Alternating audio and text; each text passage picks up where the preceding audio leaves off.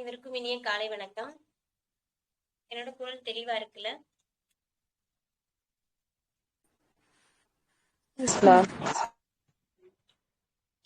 நம்ம வகுப்பை தொடங்கலாம். மனதினில் உறுதி வேண்டும், வாக்கினில் இனிமை வேண்டும், நினைவு நல்லது வேண்டும், நெருங்கின பொருள் கைப்பட வேண்டும், கனவு மெய்ப்பட கைவசமானது விரைவில் வேண்டும் என இந்த தமிழ் வகுப்பில் நம்மளுடைய கனவுகள் அனைத்தும் கைவசமாகும் என்ற நம்பிக்கையோடு இன்றைய தமிழ் வகுப்பை இனிதே தொடங்குவோம். நம்ம கடைசி தமிழ் வகுப்புல எது வரைக்கும் பார்த்திருந்தோம்?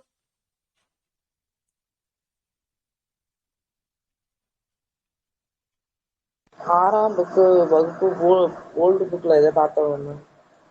காற்று வீசின மரங்கள் அசைந்தன என்ற பிழை திருத்தத்தான் பார்த்தோம். நியூ புக் பார்த்துட்டு ஓல்டு புக் ஒருமை பன்மை பார்த்திருப்போம். அதுக்கடுத்து அதுலயே இருக்கிற மீதி தலைப்புகள்லாம் நம்ம பார்த்து வந்திருப்போம். இப்ப நம்ம அதுல மீதி எல்லாம் பார்த்துருவோம். சரியா? 7ஆம் வகுப்பு வரைக்குமே எழுதியிருப்பீங்கல்ல. நம்ம மீதி 7ஆம் வகுப்பு 8, 9 விரைவா பார்த்துட்டு அதுல இருக்கிற ஒரு சில விதிவிலக்கான சொற்கள்லாம் இருக்கு, அதெல்லாம் எப்படி வரும் அப்படின்ற அமைப்பையும் பார்த்துட்டு நம்ம அடுத்தடுத்து போலாம். இப்ப நம்ம முன்னாடி பார்த்த தலைப்புகள்ல இருந்து வினாக்கள் கேட்கிறேன், கரெக்டா சொல்லுங்க.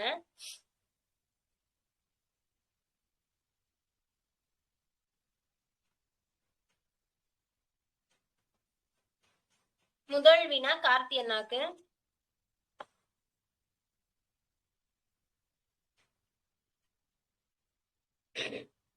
கார்த்தி அண்ணா சொல்லுங்க.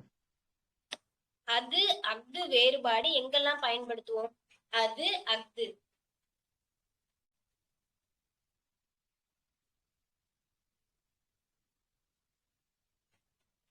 அது எங்க பயன்படுத்துவோம், அஃது எங்க பயன்படுத்துவோம்?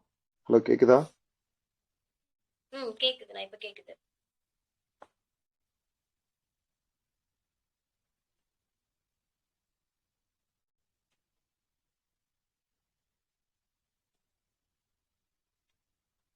சரி, ஓகே. கரண் அண்ணா சொல்லுங்க.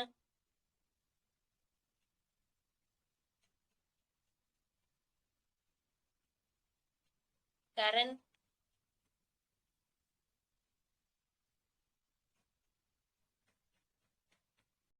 நான் பேசுறது கேக்குதுல்ல? கேக்குதா? Okay okay. சொல்லுங்கண்ணா.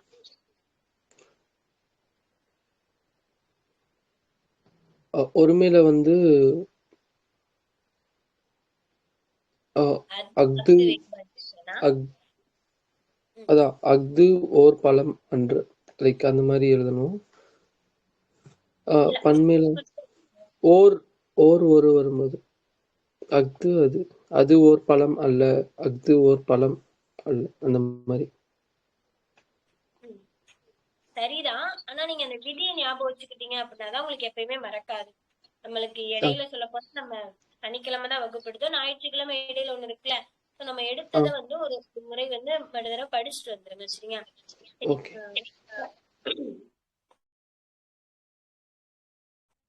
ரக்ஷனா நீங்க சொல்றீங்களாடா? சொல்றேன் மேம். அது அஃது அப்படின்னா உயிரெழுத்துல ஸ்டார்ட் ஆகும் மேம். அது அப்படின்னா உயிர்மெய் எழுத்துல ஸ்டார்ட் ஆகும் மேம்.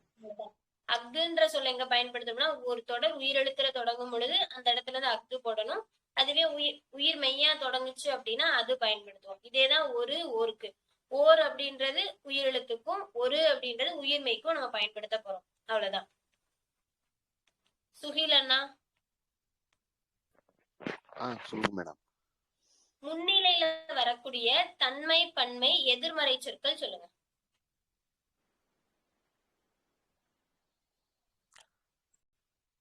முன்னிலை, அதனால தன்மை, பன்மைக்குரிய எதிர்மறை சொற்கள். நீ,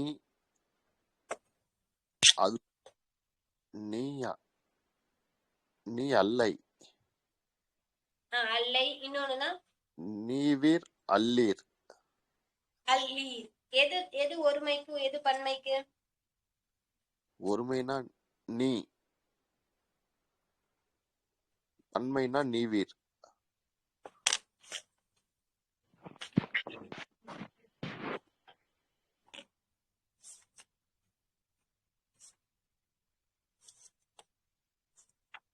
இன்னொரு தடவை சொல்லுங்க, நான் தெளிவா சொல்லுங்க, கேட்க மாட்டேங்குது.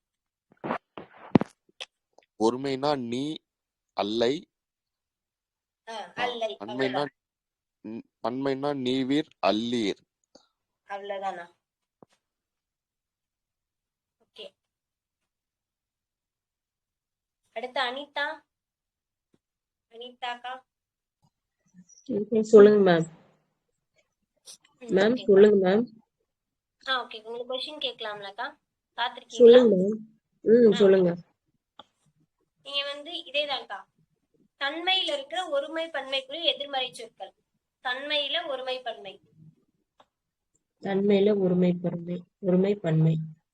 ம். நான் அல்லேன் தன்மை. ம். நான் அல்லேன் தன்மையில வருது மேம். ம். பன்மையில வந்து நாம் அல்லோம் அந்த மாதிரி வரும் மேம். அவ்வளவுதான்க்கா. சரி. அடுத்து ராஜகுமாரி அக்கா. பழவின் பால்ல எதிர்மறை சொல் சொல்லுங்கக்கா. பழவின் பால். பழவின் பால்ல எதிர்மறை சொற்கள் அல்ல மேம். அல்ல. இதுவே வந்து பலர் பாலுக்கு அப்படின்னா பலர் பால்னா அல்லர். பலர் பால் கேக்குறேக்கா. பலர் பால் தான் மேம் அல்லர். பலர் பால் உயர்திணைக்கு கேக்குறேன். பழவின் பால்னா அல்ல மேம். பலர் பால்னா அல்லர். ரெண்டுமே ஒண்ணுதானக்கா சொல்றீங்க? அல்ல இல்லன்னு எனக்கு கேக்குது. பழவின் பால் அல்ல மேம். பலர் பால் வந்து அல்லர். கடைசியில இரு வரணும் மேம். ஓகே, இப்ப கேக்குது. ஓகே. ஐஷு, மேம் நீ சொல்ற ஆண் பால் பெண் பாலுக்கு எதிர்மறை சொற்கள். மேம் ஆண் பாலுக்கு வந்துட்டு அல்லன் மேம், பெண் பாலுக்கு வந்துட்டு அல்லல் மேம். அல்லல், அவ்வளவுதான். அல்லல், அல்லல் முடிஞ்சிச்சு. சரி, நம்ம இப்போ 8th ஸ்டாண்டர்ட் அதுல இருக்கிற பாத்துருவோம். இதுக்கு முன்னாடி நீங்க என்ன பண்ணிக்கிறீங்க அப்படின்னா, கொஞ்சம் நோட்ஸ் வேற எழுதிக்கோங்க. சில வார்த்தைகள் வந்து ஒருமை பன்மை இடத்துல எப்படிலாம் பயன்படுத்தணும் அப்படின்னு இருக்கும். நான் அதை சொல்றேன், எழுதிக்கோங்க. இப்ப வண்டிகள் விதிகள் சொல்றேன்னு சொன்னீங்கல்ல மேம், அதுவா மேம்? என்னதுக்கா? விதிகள் சொல்றேன்னு சொன்னீங்கல்ல, அதுவா மேம்? விதிகள் மாதிரிக்கா. இது வந்து ஒரு சில வார்த்தைகள் வந்து விதிகளா கொடுத்துருக்க மாட்டாங்க. ஆனா இது இந்த மாதிரிதான் இருக்கும், நம்ம இந்த மாதிரி படிச்சுக்கணும்னு சொல்லுவோம். அந்த மாதிரி நம்ம ஸ்கூல் புக்ல இருக்கல சொல்றேன். இப்ப நம்ம விதின்னு பார்த்தது நம்ம முந்தானேத்து வகுப்புல பார்த்த விதிகள் மட்டும்தான்க்கா. நம்ம எப்படி பார்த்தோம்? எதிர்மறை சொல்லா இருக்கும் போது தூ அப்படின்றது ஒருமைக்குரிய வினை விகுதியா வர சொல். அதை வந்து பன்மையில பயன்படுத்தக்கூடாதுன்னு பார்த்தோமா? அந்த மாதிரி விதிகள் அவ்வளவுதான். இதுக்கு மேல வரதெல்லாம் இன்னும் ஒரு சின்ன சின்னது மட்டும் நான் சொல்றேன், அதை மட்டும் நோட் பண்ணி வச்சுக்கோங்க. இப்போ 2 வார்த்தைகள் சொல்றேன். ஒவ்வொரு, எல்லாம். இந்த 2 வார்த்தைகளை எங்கெங்கெல்லாம் பயன்படுத்தலாம்? ஒவ்வொரு, எல்லாம்.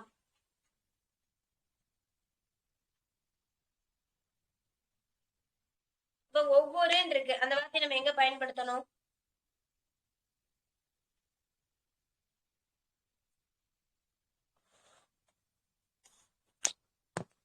ஒருமையில பயன்படுத்தணும், பன்மையில பயன்படுத்தணுமான்னு கேக்குறேன். இப்ப நான் ஒரு 4 தொடர் சொல்றேன், இதுல எது சரியான தொடர்னு சொல்லுங்க, சரியா? ஒவ்வொரு சிற்றூர்களிலும் ஊராட்சி உண்டு. முதல் தொடர், ஒவ்வொரு சிற்றூர்களிலும் ஊராட்சி உண்டு. அதே 2வது தொடர், ஒவ்வொரு சிற்றூரிலும் ஊராட்சி உண்டு. ஒவ்வொரு சிற்றூரிலும் ஊராட்சி உண்டு. 3வது தொடர், ஒவ்வொரு சிற்றூர்களிலும் ஊராட்சிகள் உண்டு.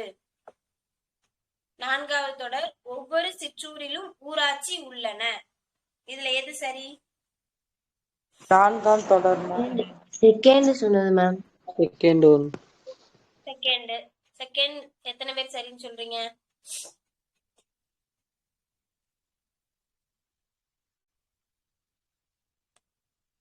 இரண்டாம் தொடர் தான் சரியானது. ஏன் அப்படின்னா ஒவ்வொரு அப்படின்னும் போது அது வந்து ஒரு ஒருமையை குறிக்க வேண்டிய சொல். இப்ப முதல் தொடர்ந்து எடுத்துட்டோம் அப்படின்னா ஒவ்வொரு சிற்றூர்களிலும் ஊராட்சி உள்ளன. சிற்றூர்களிலும் நிறைய சிற்றூர் சொல்றாங்க, அப்ப பன்மையில வந்துருச்சு, அதை பயன்படுத்தக்கூடாது. அதே மாதிரி மூணாவது பார்த்தோம்னாலும் ஒவ்வொரு சிற்றூரிலும் அப்படின்றது ஒருமை. சிற்றூர்களிலும், அதாவது நிறைய சிற்றூரை சொல்லுவோம்னா சிற்றூர்கள், அந்த சிற்றூர்களிலும்னு வரும்போது அது பன்மையா மாறிடும். ஒவ்வொருன்ற வார்த்தை வந்துச்சுன்னா கண்டிப்பா அங்க வந்து ஒருமையில தான் பொருள் வந்திருக்கணும். அப்போ ஒவ்வொரு சிற்றூரிலும் ஊராட்சி உண்டு அப்படின்றத சரியான தொடர். புரியுதா? இப்போ ஒவ்வொரு அப்படின்ற வார்த்தைய நீங்க ஒருமைக்கு மட்டும்தான் பயன்படுத்தணும். இதே எல்லாம்ன்ற வார்த்தையை நம்ம எங்க பயன்படுத்தணும்? பன்மைக்கு பயன்படுத்தலாம். அதுக்கு ஒரு எடுத்துக்காட்டு பார்க்கணும் அப்படின்னா இங்குள்ளவை எல்லாம் நல்ல பழங்களே. இது சரியா தப்பா? இங்குள்ளவை எல்லாம் நல்ல பழங்களே, இது சரியா? இல்ல இங்குள்ளவை எல்லாம் நல்ல பழமே, இது சரியா? ஃபர்ஸ்ட் சொன்னதா மேம் சரி. ஏன்னா இங்குள்ளவை எல்லாம் நல்ல பழங்களே, நல்ல பழங்களேன்னு சொல்லும் போது அது பன்மையில இருக்கு. நல்ல பழமேன்னு சொன்னோம்னா அது ஒருமையில வந்துடும். நம்ம எல்லாம்ன்ற வார்த்தை பயன்படுத்தும் போது பன்மையில தான் பயன்படுத்துறோம். அப்ப இங்குள்ளவை எல்லாம் நல்ல பழங்களே அப்படின்ற தொடர் தான் சரியானது. இப்ப நீங்க இதுல புரிஞ்சுக்க வேண்டியது என்ன அப்படின்னா, ஒவ்வொருன்ற வார்த்தை வந்துச்சுன்னா அந்த தொடர் வந்து ஒருமையில இருக்கணும். எல்லாம்ன்ற வார்த்தை வந்துச்சுன்னா பன்மையில இருக்கணும். நம்ம எப்படி அது வேறுபாடு பார்த்தோம், ஒரு வேறுபாடு பார்த்தோமோ அது மாதிரி இந்த ஒவ்வொரு எல்லாம் இதையும் நோட் பண்ணி வச்சுக்கோங்க. புரியுதா? இன்னொரு முறை சொல்லணுமா யாருக்கும்? ஜோதிகாக்கு புரியுதா? கௌஷி அக்கா, ஜெயந்தி அக்கா? புரியுது. ஓகே, இப்ப நான் சொன்னதை எழுதிக்கோங்க. அதுல நம்ம பார்த்ததே வரும், வித்தியாசமா இருந்துச்சுன்னா எழுதி வச்சுக்கோங்க. இது வந்து எங்க இருக்கு அப்படின்னா 11th வந்து ஓல்டு புக்ல இருக்கிற கட்டத்தை நான் சொல்ல போறேன். வண்டிகள் ஓடாது, இது சரியா? இந்த தொடர் சரியானதா? எப்படி கண்டுபிடிக்கணும்? வண்டிகள் ஓடான்னு வந்திருக்கணும். இது நம்ம பார்த்தோன்னே வெளிப்படையா கண்டுபிடிச்சிட்டோமா? அதே மாதிரி இன்னொரு தொடர் சொல்றேன். அவை இங்கே உள்ளது, இது சரியா?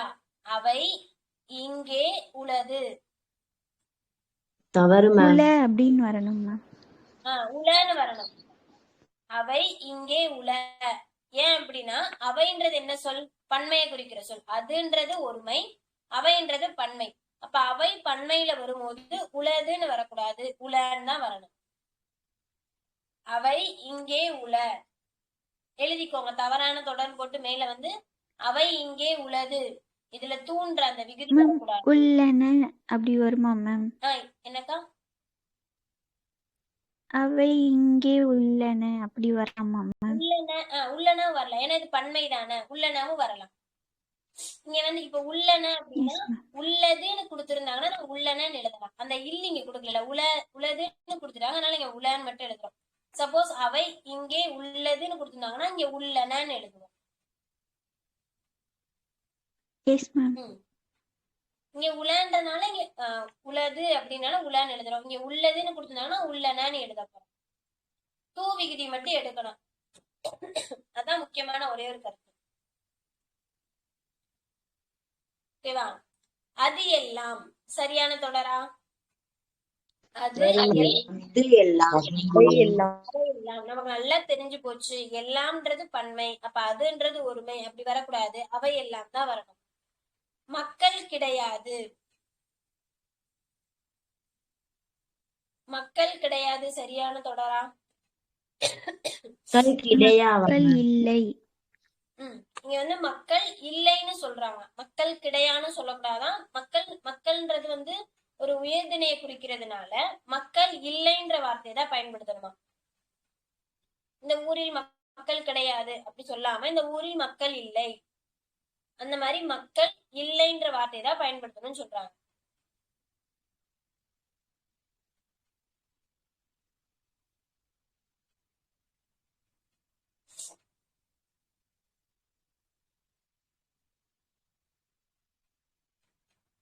வருவதும் போவதும் கிடையாது, இந்த தொடர் சரியா? வருவதும் போவதும் கிடையா. போவதும் கிடையா. அந்த தூ விகுதி வந்து பயன்படுத்தக்கூடாது. வருவதும் போவதும் கிடையா.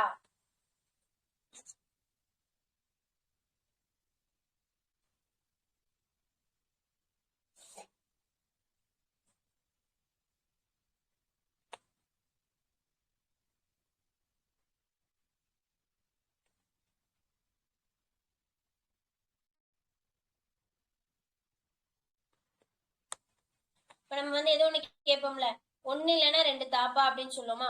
அப்ப நம்ம எப்படி பயன்படுத்தணும் அப்படின்னா, ஒன்றோ இரண்டோ தருகன்னு தான் சொல்லணுமா. ஒன்றோ அல்லது இரண்டோ தருக. அந்த அல்லதுன்ற வார்த்தை பயன்படுத்த கூடாது. ஒன்றோ இரண்டோ தருக அப்படின்றது சரியான தொடர். ஒன்றோ அல்லது இரண்டோ தருக அப்படின்றது தவறான தொடர். புரியுதா? இதெல்லாம் நான் சொல்றது புரியுதுல? Yes ma'am. எஸ். கொஞ்சம் கொஞ்சம் ஸ்பீடா எழுதுங்க. எழுத முடியலன்னா சொல்லுங்க, நான் மெதுவாக சொல்றேன். இப்போ ஏதோ ஒரு நகரத்தையோ இல்ல ஊர் பேரையோ சொல்லும் பொழுது சென்னை என்ற நகரம்னு சொல்லணுமா, சென்னை என்னும் நகரம்னு சொல்லணுமா? சென்னை என்னும் நகரம். சென்னை என்னும் நகரம் அப்படின்னு தான் சொல்லுவான். சென்னை என்ற நகரம்ன்ற வாக்கியம் தவறு. சென்னை என்னும் நகரம்.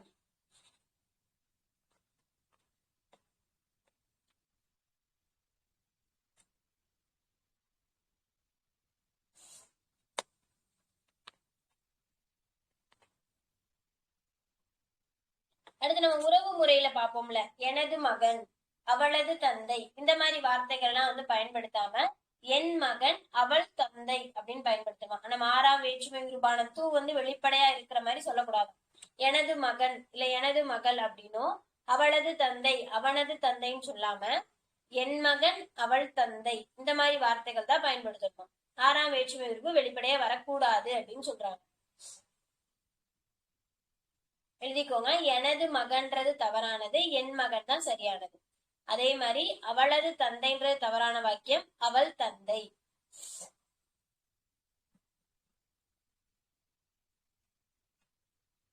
கடைசியா ஏற்கத்தக்கது அன்று, இது வந்து சரியான தொடர். ஏற்கத்தக்கது அல்லன்னு கொடுத்திருந்தாங்கன்னா, பன்மையில கொடுத்திருந்தாங்கன்னா அது தவறானது.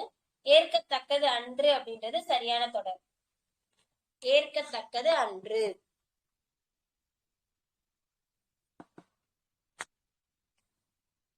இதுல எதுவும் சந்தேகங்கள் இருக்கா?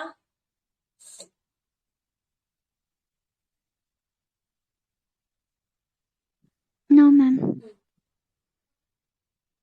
கௌஷி அக்கா, பிரேமாக்கா எல்லாம் எழுதிட்டீங்கள?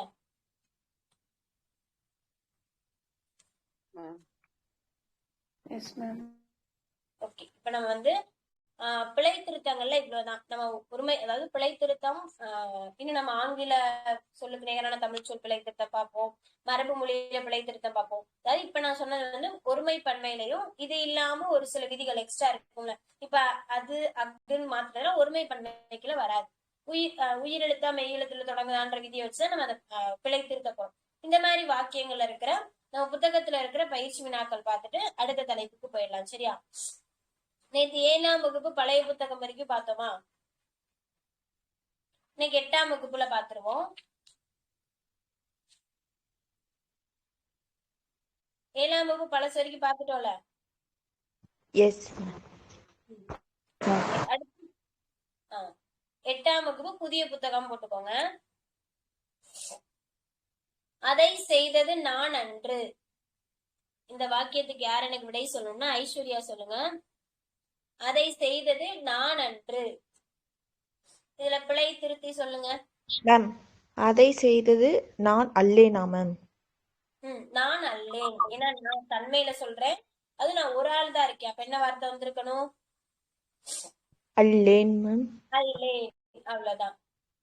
அதை செய்தது நான் அல்லேன் அப்படின்ற வார்த்தை வந்திருக்கணும். அதை செய்தது நான் அல்லேன். மேம் क्वेश्चन சொல்லுங்க. அதை செய்தது நான் அல்லன்னு இருக்கும். பலவின் பால்ல அல்லன்னு கொடுத்திருப்பாங்க. அதை செய்தது நான் அல்ல. கேக்குதானா? கேக்குது மேம்.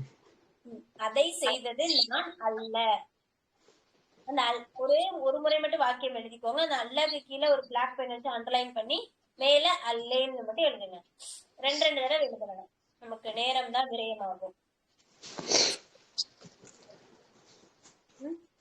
ஓகே, அடுத்த வாக்கியம் சொல்றேன். பானையை உடைத்தது கண்ணன் அல்ல. இதுக்கு ராஜகுமாரி அக்கா சொல்லுங்க. பானையை உடைத்தது கண்ணன் அல்ல. பானையை உடைத்தது கண்ணன் அல்லேன். கண்ணன்.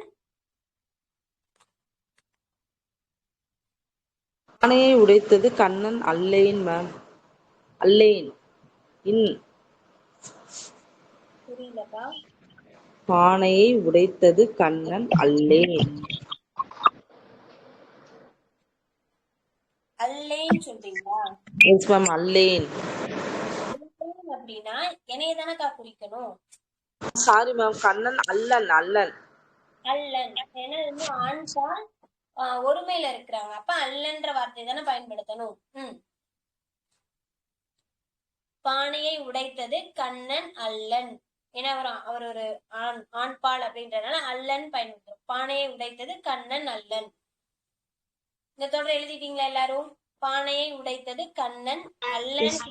எழுதிட்டோம் மேம். அல்லன்னு மாத்திக்கணும். ஓகே, அடுத்த தொடர் மல்லிகை குளத்தில் பூக்கும் மலர் அல்லை. ஜெயந்தி அக்கா சொல்லுங்க. மல்லிகை குளத்தில் பூக்கும் மலர் அல்லை.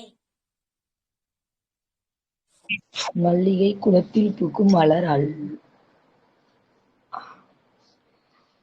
குளத்தில் பூக்கும். மேம் அந்த கொஸ்டின் மட்டும் சொல்லுங்க மேம். மல்லிகை குளத்தில் பூக்கும் மலர் அல்லை.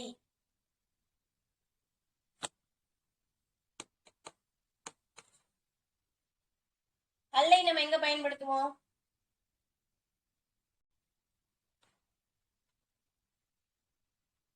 ஒருமையில பயன்படுத்துவோம். முன்னிலை ஒருமையில பயன்படுத்துவோம். இது பூ சொல்றாங்க. அப்ப இது என்னவா இருக்கும்? பலவின் பால்ல இருக்கும். அது மல்லிகைன்னு ஒருமையில சொல்லியிருக்காங்க. அப்படி அப்ப என்ன வரும்?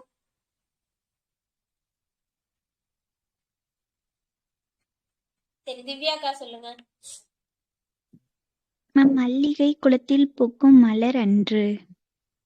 மல்லிகை குளத்தில் பூக்கும் மலர் அன்று. நீங்க அது ஒரு தொடர் சொல்றாங்கன்னா முதல் ஆண் பாலா பெண் பாலா தன்மையில குறிக்குதா, இல்ல எனக்கு முன்னாடி இருக்க முன்னிலையில இருக்கவங்கள குறிக்குதா? படற்கை அப்படின்னா ஆண் பாலா பெண் பாலா இல்ல பலவின் பாலா பலர்பாலா நீங்க கண்டுபிடிச்சிட்டு என்ன விகுதி வரும்னு யோசிச்சீங்கனாலே நம்ம சுலபமா மாத்திடலாம். சும்மா நம்ம பார்த்தோம்னா நமக்கு என்ன போகணும்னு கண்டிப்பா யாருக்கும் ஞாபகம் வராது.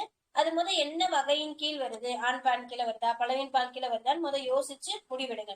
இப்ப என்ன கொடுத்துருக்காங்க? மல்லிகை குளத்தில் பூக்கும் மலர் அல்லைன்னு கொடுத்துருக்காங்க. மல்லிகை அப்படின்றது உயர்தினையா அக்ரிணையா? அக்ரிணி மேம். மேல நமக்கு 2 தெரியும். அது படற்கையில இருக்குன்னு தெரிஞ்சு போச்சு. 2 தெரியும். ஒன்றன் பால், இன்னொன்னு என்ன சொல்லுவோம்? பலவின் பால் சொல்லுவோம்.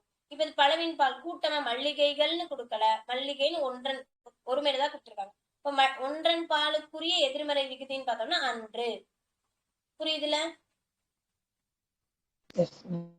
அவ்வளவுதான். மல்லிகை குளத்தில் பூக்கும் மலர் அன்று முடிஞ்சிச்சு. அவ்வளவுதான், எழுதிக்கோங்க. அப்புறம் இது நேற்று ஏற்கனவே பார்த்தோம். இந்த இதுக்கு ஆன்சர் சொல்லுங்க. யாரு சொல்றீங்கன்னா ஜோதிகா சொல்லுங்க. சித்தர்கள் செயற்கையை விரும்பியவர்கள் அல்லோம். சித்தர்கள் செயற்கையை விரும்பியவர்கள் அல்லோம். மேம் சித்தர்கள் செயற்கையை விரும்பியவர்கள் அல்லர். அல்லர் அவங்க படற்கையில இருக்காங்க. நானும் உங்களையோ சொல்லல, 3வது மனிதர் படற்கையில சொல்ல போறோம். அது அவங்க பன்மையில இருக்கிறாங்க. அது உயர்திணை அப்படின்றதுனால அல்லர்ன்ற வார்த்தை பயன்படுத்துறோம். புரிஞ்சுச்சுல எல்லாருக்கும்? சித்தர்கள் செயற்கையை விரும்பியவர்கள் அல்லர். கேள்வியில அல்லோன்னு இருக்கும், நம்ம அல்லர்னு மாத்தி எழுதிக்கணும். சரியா?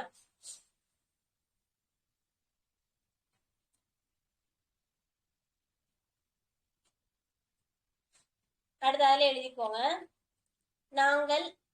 தாங்கள் படிக்க வேண்டிய புத்தகங்கள்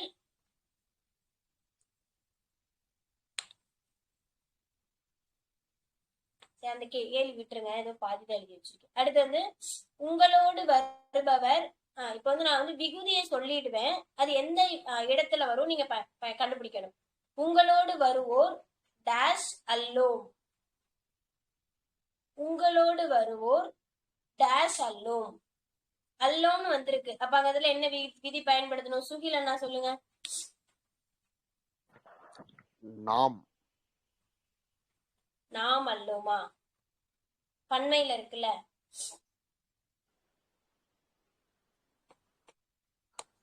நாங்கள்.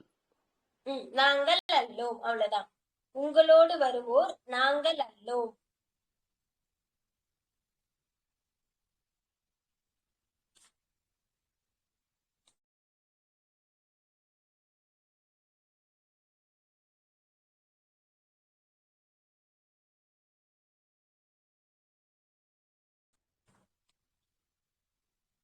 அடுத்த தொடர் எழுதிக்கோங்க. மணிமேகலை செல்வ வாழ்க்கையை விரும்பியவள். மணிமேகலை செல்வ வாழ்க்கையை விரும்பியவள். என்ன விகுதி பயன்படுத்தணும்? ஜெயந்தி அக்கா சொல்லுங்க. மணிமேகலை செல்வ வாழ்க்கையை விரும்பியவள். அவ ஒரு பெண். அல்லேல் மேம். என்னக்கா சொல்றீங்க? கேக்கலையே. அல்லேல் மேம். அல்லல். செல்வ வாழ்க்கையை விரும்பியவள் அல்லல்.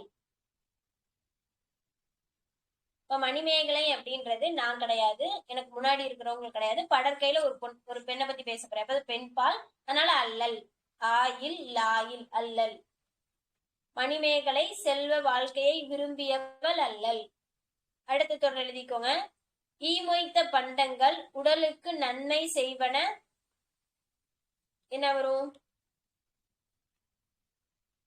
கார்த்தி என்ன சொல்லுங்க. ஈமொய்த்த பண்டங்கள் உடலுக்கு நன்மை செய்வன.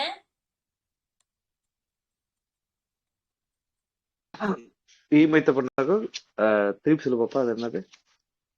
உடலுக்கு நன்மை செய்வன அல்லவா? அன்றா அல்லலா? அன்று பாப்பா.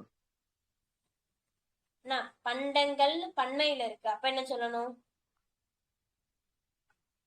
பண்டங்கள்லாம் பன்மையில வரும்.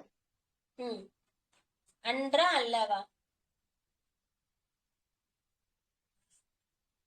அல்ல. இது இப்ப நீங்க ஞாபகம் வச்சுக்கோங்க. ஒருமைனா ஒன்று சொல்லுமா? ஒன்று அன்று ரைமிங்ல வருதுல. அப்ப அன்றுன்ற வார்த்தை ஒருமைக்கு வரணும். பல அல்ல, இது ஒரு ரைமிங்கா வருதா? ஒரு தொடர்ச்சியா வருதுல. பல அல்ல, ஒன்று அன்று. இது நீங்க வச்சு ஞாபகம் வச்சுக்கலாம். அப்ப ஒருமைக்கு வந்துச்சுன்னா அன்று, பன்மைக்கு வந்துச்சுன்னா அல்ல. இப்ப என்ன கொடுத்திருக்காங்க? ஈமொய்த்த பண்டங்கள் உடலுக்கு நன்மை செய்வன அல்ல. ஏன்னா பண்டங்கள் பன்மையில வந்திருக்கு. அப்ப நம்ம அல்லன்ற வார்த்தை பயன்படுத்துறோம். அடுத்து இங்க வந்து விகுதி கொடுத்துருவேன். அது எந்த பால் எந்த இடத்துக்கு வரணும் நீங்க கண்டுபிடிக்கணும். இந்த நிலத்துக்கு உரிமையாளர் டேஷ் அல்லை. இந்த நிலத்துக்கு உரிமையாளர் டேஷ் அல்லை.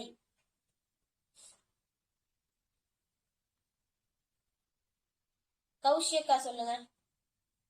இந்த நிலத்துக்கு உரிமையாளர். இந்த நிலத்துக்கு உரிமையாளர் நீ அல்லை. நீ அல்லை. அவ்வளவுதான். அல்லை ஒருமையிலதான் இருக்கு. அப்ப நீ அல்லைன்னு முடிச்சிடும். இந்த நிலத்திற்கு உரிமையாளர் நீ அல்லை.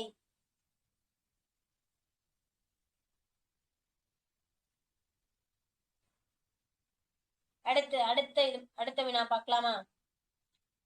வேமா எதுவும் போல எழுதுற மாதிரி இருக்குல்ல.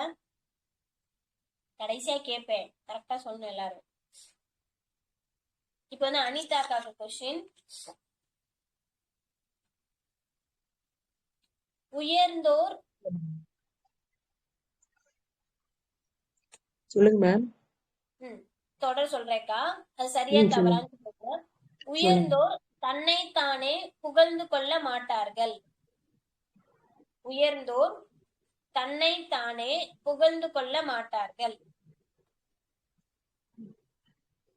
சரிதான் மேம். நம்ம அந்த தாம் தமதுன்னு ஒண்ணு வச்சு பார்த்தோமா, அதுபடி யோசிச்சு சொல்லுங்க. உயர்ந்தோர் தன்னைத்தானே புகழ்ந்து கொள்ள மாட்டார்கள். உயர்ந்தோர் எங்க தன் பயன்படுத்தணும், தாம் எங்க பயன்படுத்தணும்? தான் வந்து ஒருமையில வருமா? ம் ம். தாம் வந்து தாம் வந்து பன்மை. பன்மையில வருமா? ம். இருந்தாலும் ஒரு விதிவிலக்குன்னு ஒண்ணு பார்த்தோமா? அது என்னன்னு சொல்லுங்க. ஆமா. ம்.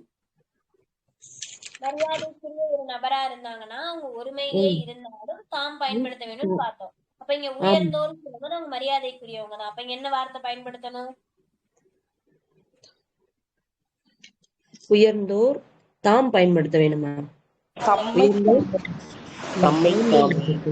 தம்மை தாமே. தம்மை தாமே புகழ்ந்து கொள்ள மாட்டார்கள். ம். அவ்வளவுதான். ம். Super. சரி. அடுத்து பிரேமாக்கா சொல்லுங்க. இவைதான் எனக்கு பிடித்த நூல்கள்.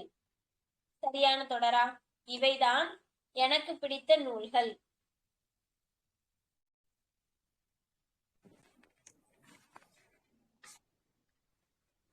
சரிதான் மேம். நூல்கள்னு பன்மையில வந்திருக்குக்கா. ஓ சரி சரி.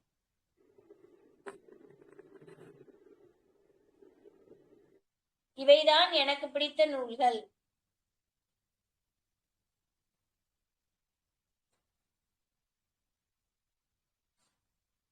இவைன்றது என்னது? ஒரு பன்மை வார்த்தை. அப்ப இங்க என்ன பயன்படுத்தணும்? தாம். இவைதான் எனக்கு பிடித்த நூல்கள். ஒருமையில கொடுத்திருந்தாங்கன்னா இதுதான் எனக்கு பிடித்த நூல்னு நம்ம சொல்லலாம். இவைதான் எனக்கு பிடித்த நூல்கள். ஒருமையில வந்துச்சுன்னா தான், பன்மையில வந்துச்சுன்னா தாம். அவ்வளவுதான். தான், தாம்.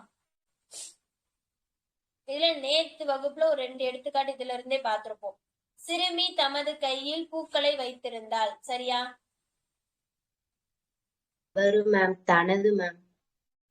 சிறுமி தனது கையில் பூக்களை வைத்திருந்தால் தான் வந்திருக்கணும். அப்ப தமதுன்றது வந்திருக்க கூடாது, தனதுன்னு வந்திருக்கணும். அம்பேத்கர் ஒடுக்கப்பட்ட மக்களின் உயர்வுக்காக தனது உழைப்பை நல்கினார். சரியா? தமது. தமது மேம். என்ன வந்திருக்கணும்? தனது. தமது உழைப்பை நல்கினார். அவ்வளவுதான். அம்பேத்கர் அப்படின்றவங்க ஒருமையாவே இருந்தாலும் அவங்களோட உயர்வு சிறப்பு கருதி தமதுன்ற வார்த்தை பயன்படுத்துறோம். அவ்வளவுதான். இப்போ புரிஞ்சுச்சுல? இப்ப இந்த சொன்னதுல எதையும் திருப்பி சொல்லணுமா? எழுதியிருக்கீங்களா எல்லாத்தையும் நோட்ல?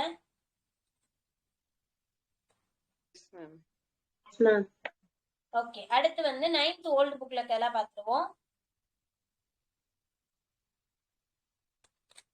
8th பார்த்தோம்ல, அடுத்து 9th தான் பார்க்க போறோம். நேற்று இதுல எடுத்தோடனே ஒரு எக்ஸாம்பிள் பார்த்திருப்போம். யானையின் கண்கள் சிறியன. சரியா தவறா? Correct ma'am. கரெக்ட். சிறியதுன்னு கொடுத்திருப்பாங்க. சிறியது வரக்கூடாது. தூண்றது ஒருமைக்குரிய விகுதி, அது வந்து பன்மைக்கு பயன்படுத்தக்கூடாதுன்னு பார்த்திருப்போம். அப்ப யானையின் கண்கள் சிறியனன்னு வந்திருக்கணும். அடுத்த தொடர் எழுதிக்கோங்க.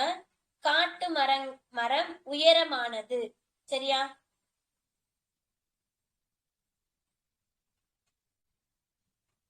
ஐஷு சொல்றான். காட்டு மரம் உயரமானது. காட்டு மரம் உயரமானது. மேம் காட்டு மரம் உயரமானவையா மேம்? காட்டு மரம் ஒருமையிலக்கா பன்மையிலக்கா? காட்டு மரம்ங்கிறது ஒருமை மேம். அப்ப தூதான வரணும். அப்ப உயரமானது சரியான சொல்றான். காட்டில் உள்ள மரங்கள் உயரமானதுன்னு சொல்லியிருந்தாங்கன்னா தவறு. அப்ப என்ன வரணும்? உயரமானவை, உயரமான அந்த மாதிரி வந்திருக்கணும். Okay ma'am. உயர்ந்தன அந்த மாதிரி நம்ம பயன்படுத்துவோம். இங்க வந்து ஒருமையில இருக்கனால உயரமானதுன்னு தூ விகுதி பயன்படுத்துறோம். இப்ப காட்டு மரங்கள் உயரமானதுன்றது சரிதான்.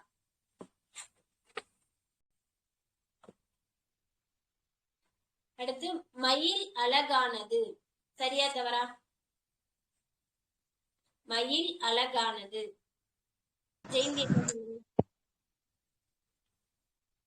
மயில் அழகானது. அழகானதுன்னு சொல்லணுமா, அழகானவைன்னு சொல்லணுமா? அழகானது மேம். அழகானது. அவ்வளவுதான். சரியான தொடர் தான். அடுத்து வந்து பழம் பழுத்தன. பழம் பழுத்தன. சரியா தவறா? பழம் தவறு. பழம் பழுத்தது. பழம்னு ஒரு ஒருமையில சொல்லிருக்காங்க. பழங்கள் பழுத்தனன்னு சொல்லியிருந்தாங்கன்னா சரியான தொடர். பழம்னு ஒருமையில வரும்போது பழம் பழுத்ததுதான் நம்ம பயன்படுத்தணும்.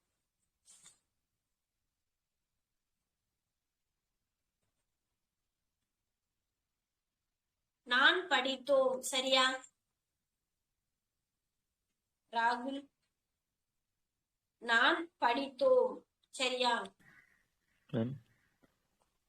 நான் படித்தேன். நான் படித்தேன். இப்ப நம்ம எல்லாரும் இந்த வகுப்புல படிக்கிறோம்னு சொன்னோம்னா நாம் படித்தோம் சொல்லியிருந்திருக்கலாம், நாங்கள் படித்தோம்னு சொல்லியிருந்திருக்கலாம். இப்ப இங்க வந்து நான் என்னைய மட்டும் சொல்லும் போது படித்தேன்னா வார்த்தையை பயன்படுத்தி இருந்திருக்கணும். ஓகே, அடுத்து வந்து யாரு? கரண் மேம். இப்போ நான் படித்தோம் சொல்றோம்ல மேம், அது வந்து நாம் படித்தோம்னு மாத்தி எழுதக்கூடாதா? இப்ப நானும் நாம்னு மாத்தக்கூடாதா? இப்ப நான் படித்தோம்ன்றத நீங்க என்ன சொன்னீங்கன்னா நான் படித்தேன்னு சொன்னீங்கல்ல, அதான் சொன்னேன். அது சொல்லக்கூடாது, நாங்கள்னு வந்திருந்தாதான் படித்தோம்னு வந்திருக்கோம். Okay ma'am.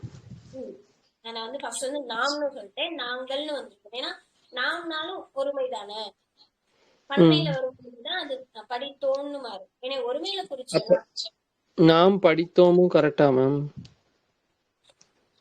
நாம் அப்படின்னும் போது மோஸ்ட்லி நான் படித்தேன் தானே வரணும். நாமுமே பன்மை தான், நாம் நாங்கள் ரெண்டுமே பன்மை வார்த்தை தான். Okay ma'am.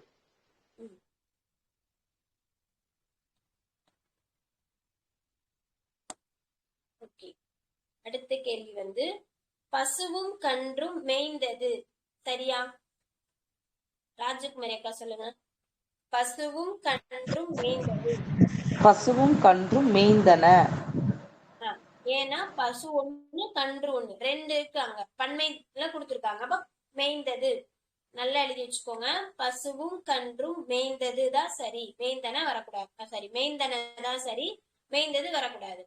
சரியான தொடர்பு சொல்றேன். பசுவும் கன்றும் மேய்ந்தன. எழுதிட்டீங்களா?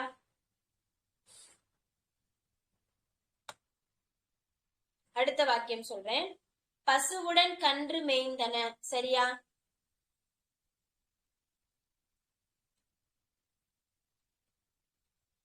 கரண் அண்ணா சொல்லுங்க. வரும்.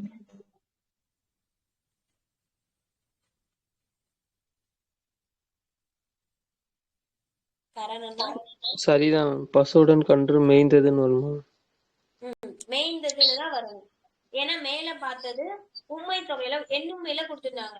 பசுவும் கன்றும் மேய்ந்தது மேய்ந்தன நம்ம மாத்தணும். ஏன்னா 1 2 அதாவது பன்மையில இருந்துச்சு. இங்க பசுவுடன் கன்று மேய்ந்தது, பசுன்றது ஒருமைதான், அதோட கன்று ஒண்ணு மேய்ந்துச்சுன்னு சொல்லும் போது இது ஒருமை வாக்கியம் தான். அப்ப ரெண்டுக்கும் வித்தியாசம் பார்த்துக்கோங்க. பசுவும் கன்றும் மேய்ந்தனன்றது பன்மை வாக்கியம், மேய்ந்தனன்னு போடணும். பசுவுடன் கன்று மேய்ந்தது ஒருமை வாக்கியம், மேய்ந்ததுன்னு தான் போடணும். வித்தியாசம் புரியுதா ரெண்டுக்கும்?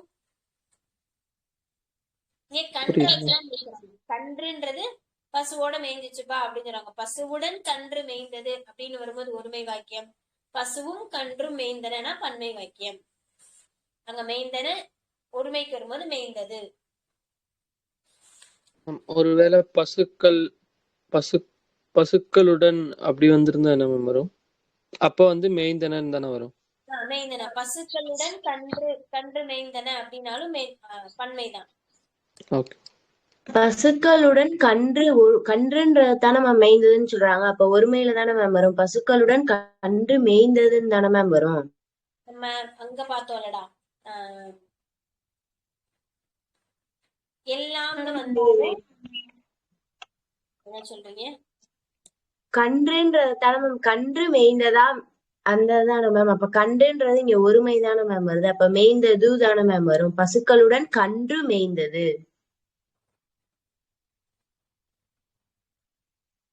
தெரிஞ்சு நம்ம இந்த இடத்துல வந்து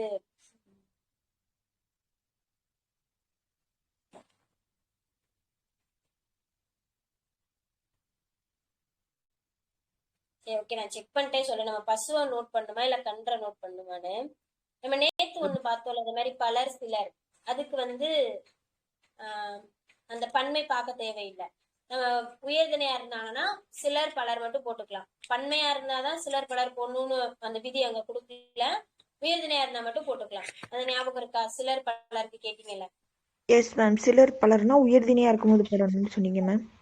மன்னர் சிலர் வந்தனர், மன்னர்கள் சிலர் வந்தனர், ரெண்டுமே சரிதான். அந்த மன்னரா இல்ல மன்னர்களா நம்ம பார்க்க தேவையில்லை. மன்னன்ற உயர்திணையில இருக்கனால சில மன்னர்கள் வந்தனன்னு சொல்லாம மன்னர்கள் சிலர் வந்தனர் மட்டும் போட்டா போதும். அங்க பன்மை தேவையில்லை. அதே மாதிரி நான் இதை ஒரு தடவை செக் பண்ணிட்டு சொல்றேன். பசுவுடன் கன்று மேய்ந்ததா பசுக்களுடன் கன்று மேய்ந்ததான்னு.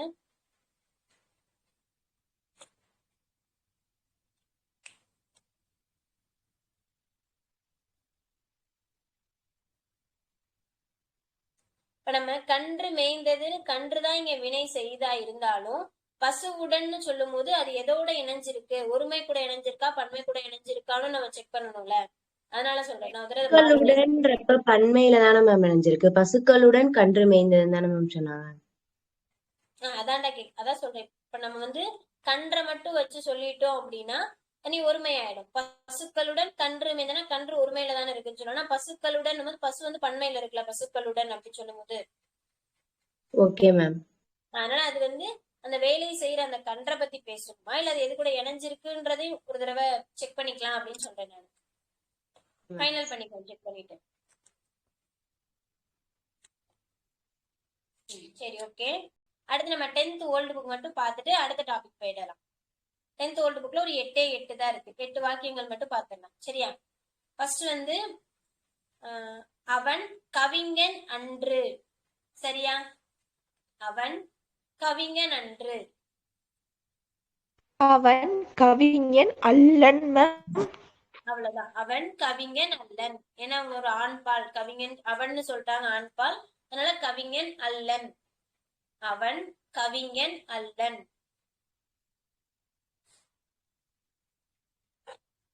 அடுத்து ஜெயந்தி அக்கா சொல்லுங்க.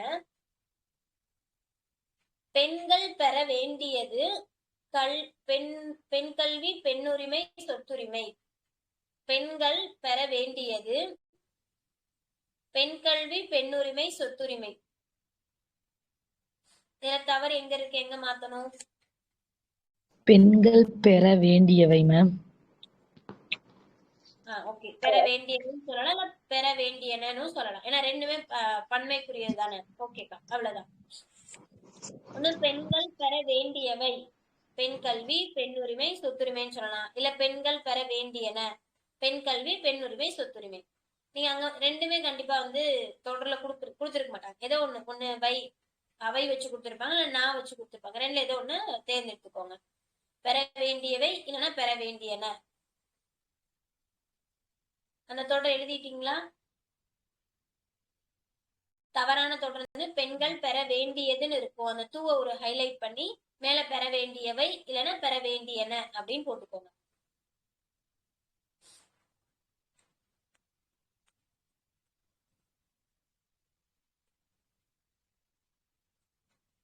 அடுத்து ஈஸ்ட்மென் என்பார் படச்சுருள் தயாரிக்கும் முறையை கண்டுபிடித்தனர். இது சுகிலனா சொல்லுங்க. ஈஸ்ட்மன் என்பார் படச்சுருள் தயாரிக்கும் முறையை கண்டுபிடித்தனர். ஈஸ்ட்மன் என்பவர் படச்சுருள் கண்டுபிடிக்கும் முறையை கண்டுபிடித்தார். அவ்வளவுதான். அந்த ஈஸ்ட்மன் என்பார என்பவர்னு மாத்திக்கலாம். அடுத்து கண்டுபிடித்தனர்னு பன்மையில இருக்கு. அது ஒரு நபர் தானே, அப்ப கண்டுபிடித்தார் அப்படின்னு மாத்திக்கலாம். ஈஸ்ட்மன் என்பவர் படச்சுருள் தயாரிக்கும் முறையை கண்டுபிடித்தார். ஈஸ்ட்மன் என்பவர் படச்சுருள் தயாரிக்கும் முறையை கண்டுபிடித்தார்.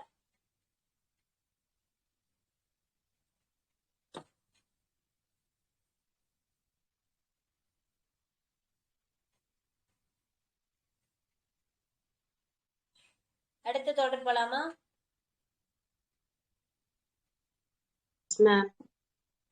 அடுத்த தொடர் என்ன அப்படின்னா, இயங்குறு படங்களை குழந்தைகள் விரும்பி பார்க்கின்றது.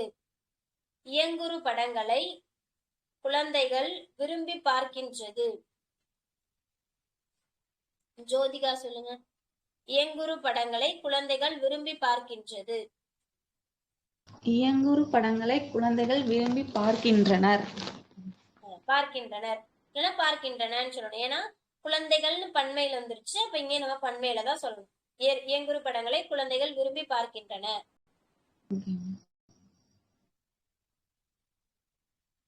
அடுத்து வந்து கார்த்திக் என்ன சொல்லுங்க.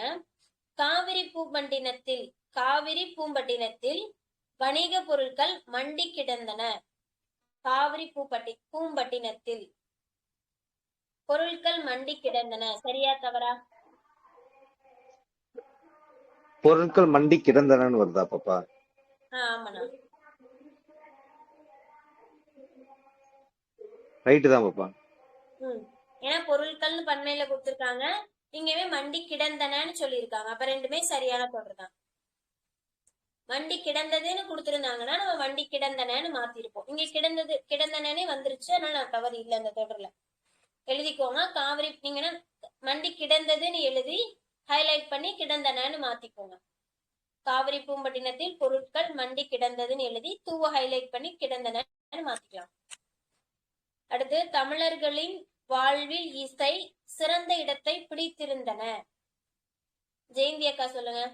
தமிழர்களின் வாழ்வில் இசை சிறந்த இடத்தை பிடித்திருந்தன.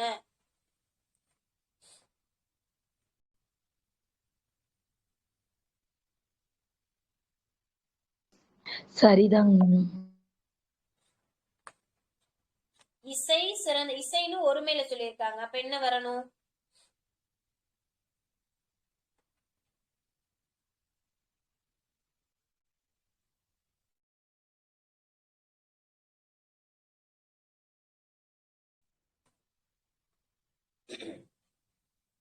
இசைன்றது ஒரு மேல தானக்கா இருக்கு. அப்ப என்ன வந்திருக்கணும்? பெற்றி இருந்தனன்னு வரணுமா, பெற்றி இருந்ததுன்னு வரணுமா?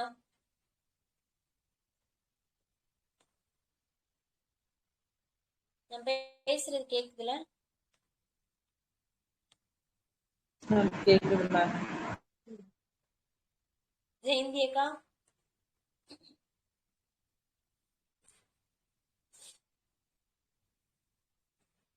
சரி, ராஜகுமாரி அக்கா சொல்லுங்கக்கா.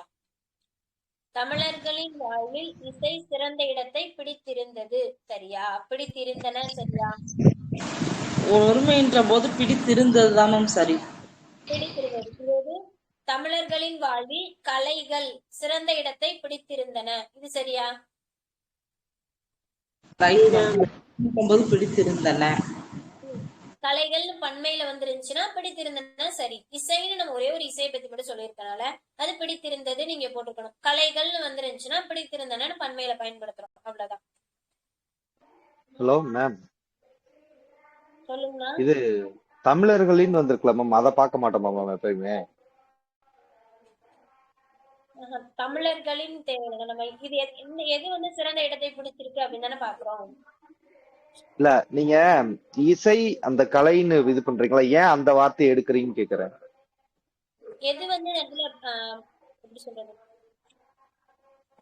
எது இங்க வந்து செய்யப்படும் பொருள் அதை பார்ப்போம்ல. யாருடைய வாழ்வில்ன்ற விட எந்த பொருள் இங்க பயன்படுத்துறாங்க அப்படின்றதா முக்கியம். நம்ம அப்பாத பார்த்தது கூட அந்த கன்று மேய்ந்தது, அது கூட இந்த மாதிரி எடுத்துக்கலாம்.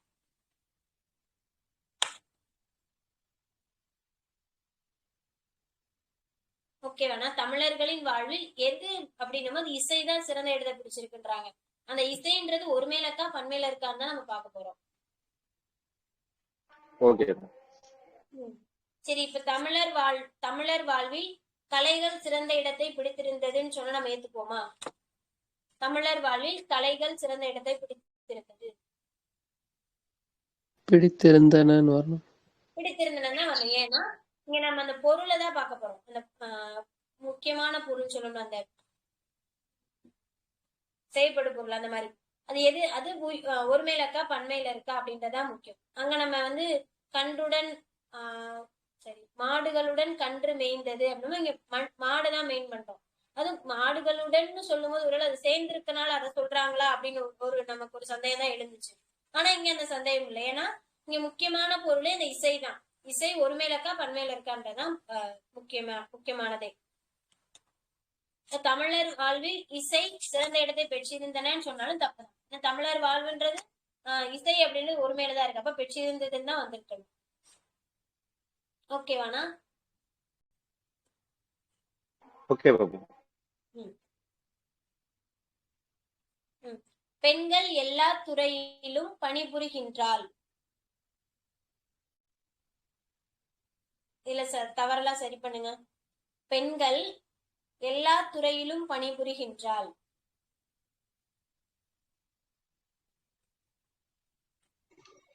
எங்க தவறு இருக்கு பெண்கள் வழங்க. பெண்கள் எல்லா துறையிலும் பணிபுரிகின்றனர். பெண்கள் பன்மையில வந்திருக்க, அப்ப என்ன வந்திருக்கு? பணிபுரிகின்றனர் வந்திருக்கு. நம்ம ஆமா. அப்பாத பார்த்தோம்ல, எல்லாம் ஒவ்வொரு, அதுக்கு என்ன வித்தியாசம் பார்த்தோம்? ஒவ்வொருன்னா ஒருமை மேம், எல்லாம்னா பன்மை மேம். ம். பெண்கள் எல்லா துறைகளிலும் பணிபுரிகின்றனர்.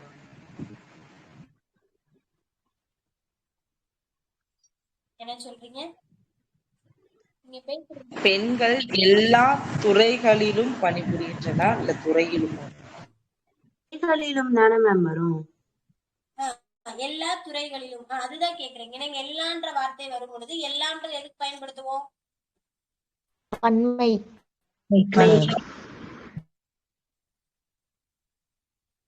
இப்ப இது ஒவ்வொருன்னு வந்துருந்துச்சுன்னா, பெண்கள் ஒவ்வொரு துறையிலும் பணிபுரிகிறாள்னு வந்துருந்துச்சுன்னா நம்ம அதை சரின்னு சொல்லி இருந்திருக்கலாம். ஒவ்வொரு துறையிலும் அப்படின்னு சொல்லலாம்.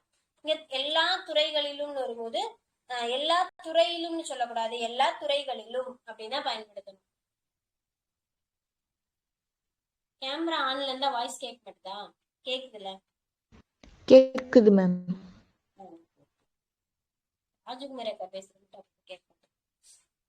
சரி வாங்க, அப்ப எல்லா துறைகளிலும் பணிபுரிகின்றாள் இல்லைன்னா பணிபுரிகின்றனர் அந்த மாதிரி வந்திருக்கணும்.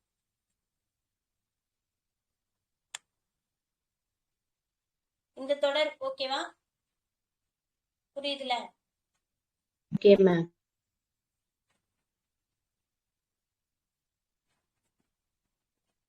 ஓகே. தமிழகத்தில் எண்ணற்ற தொழில்நுட்ப பயிலகங்கள் உள்ளது.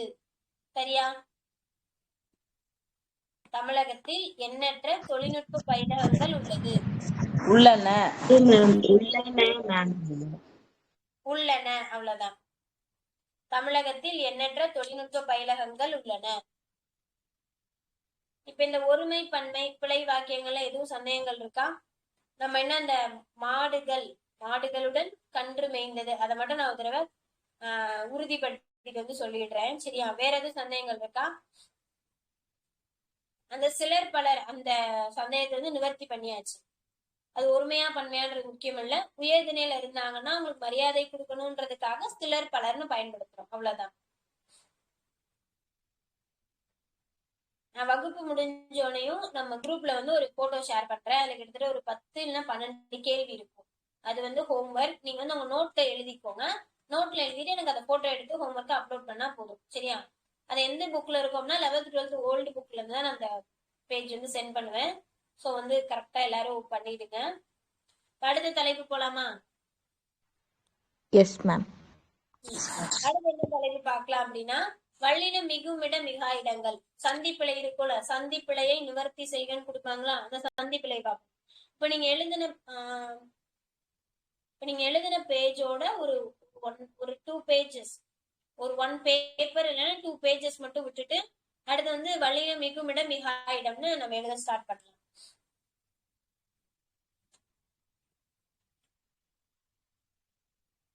இப்ப வல்லினம் மிகும் இடம் மிகா இடம்னு பார்த்தோம் அப்படின்னா வல்லின எழுத்துக்கள்லாம் என்னென்ன?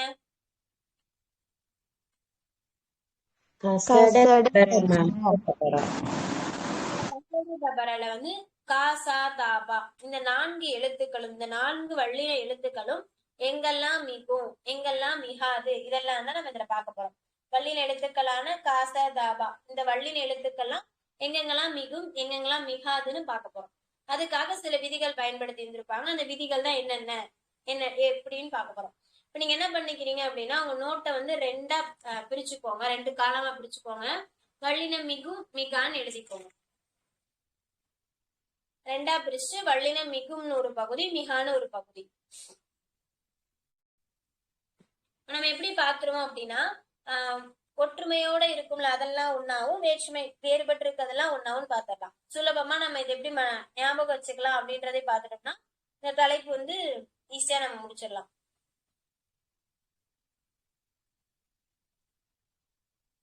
ஃபர்ஸ்ட் வந்து வேற்றுமை பத்தி பாத்துருவோம்.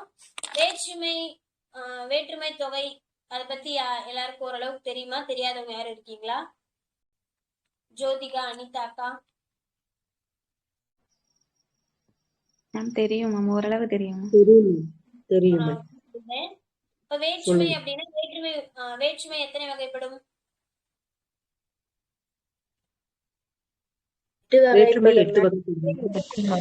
மற்றும் கடைசி வேற்றுமைக்கு வேற்றுமை உறுப்பு கிடையாது. மொத்தம் 1ல இருந்து 8 வரைக்கும் இருக்கும். 2ல இருந்து 7 வரைக்கும் வேற்றுமை உறுப்புகள் இருக்கும். ஐயாளுக்கும் இன்னதுக்குன்னு சொல்லுவோம். இது இல்லாம எக்ஸ்ட்ராவான இன்னும் சில வேற்றுமை உறுப்புகள்லாம் பயன்படுத்திட்டு இருப்பாங்க.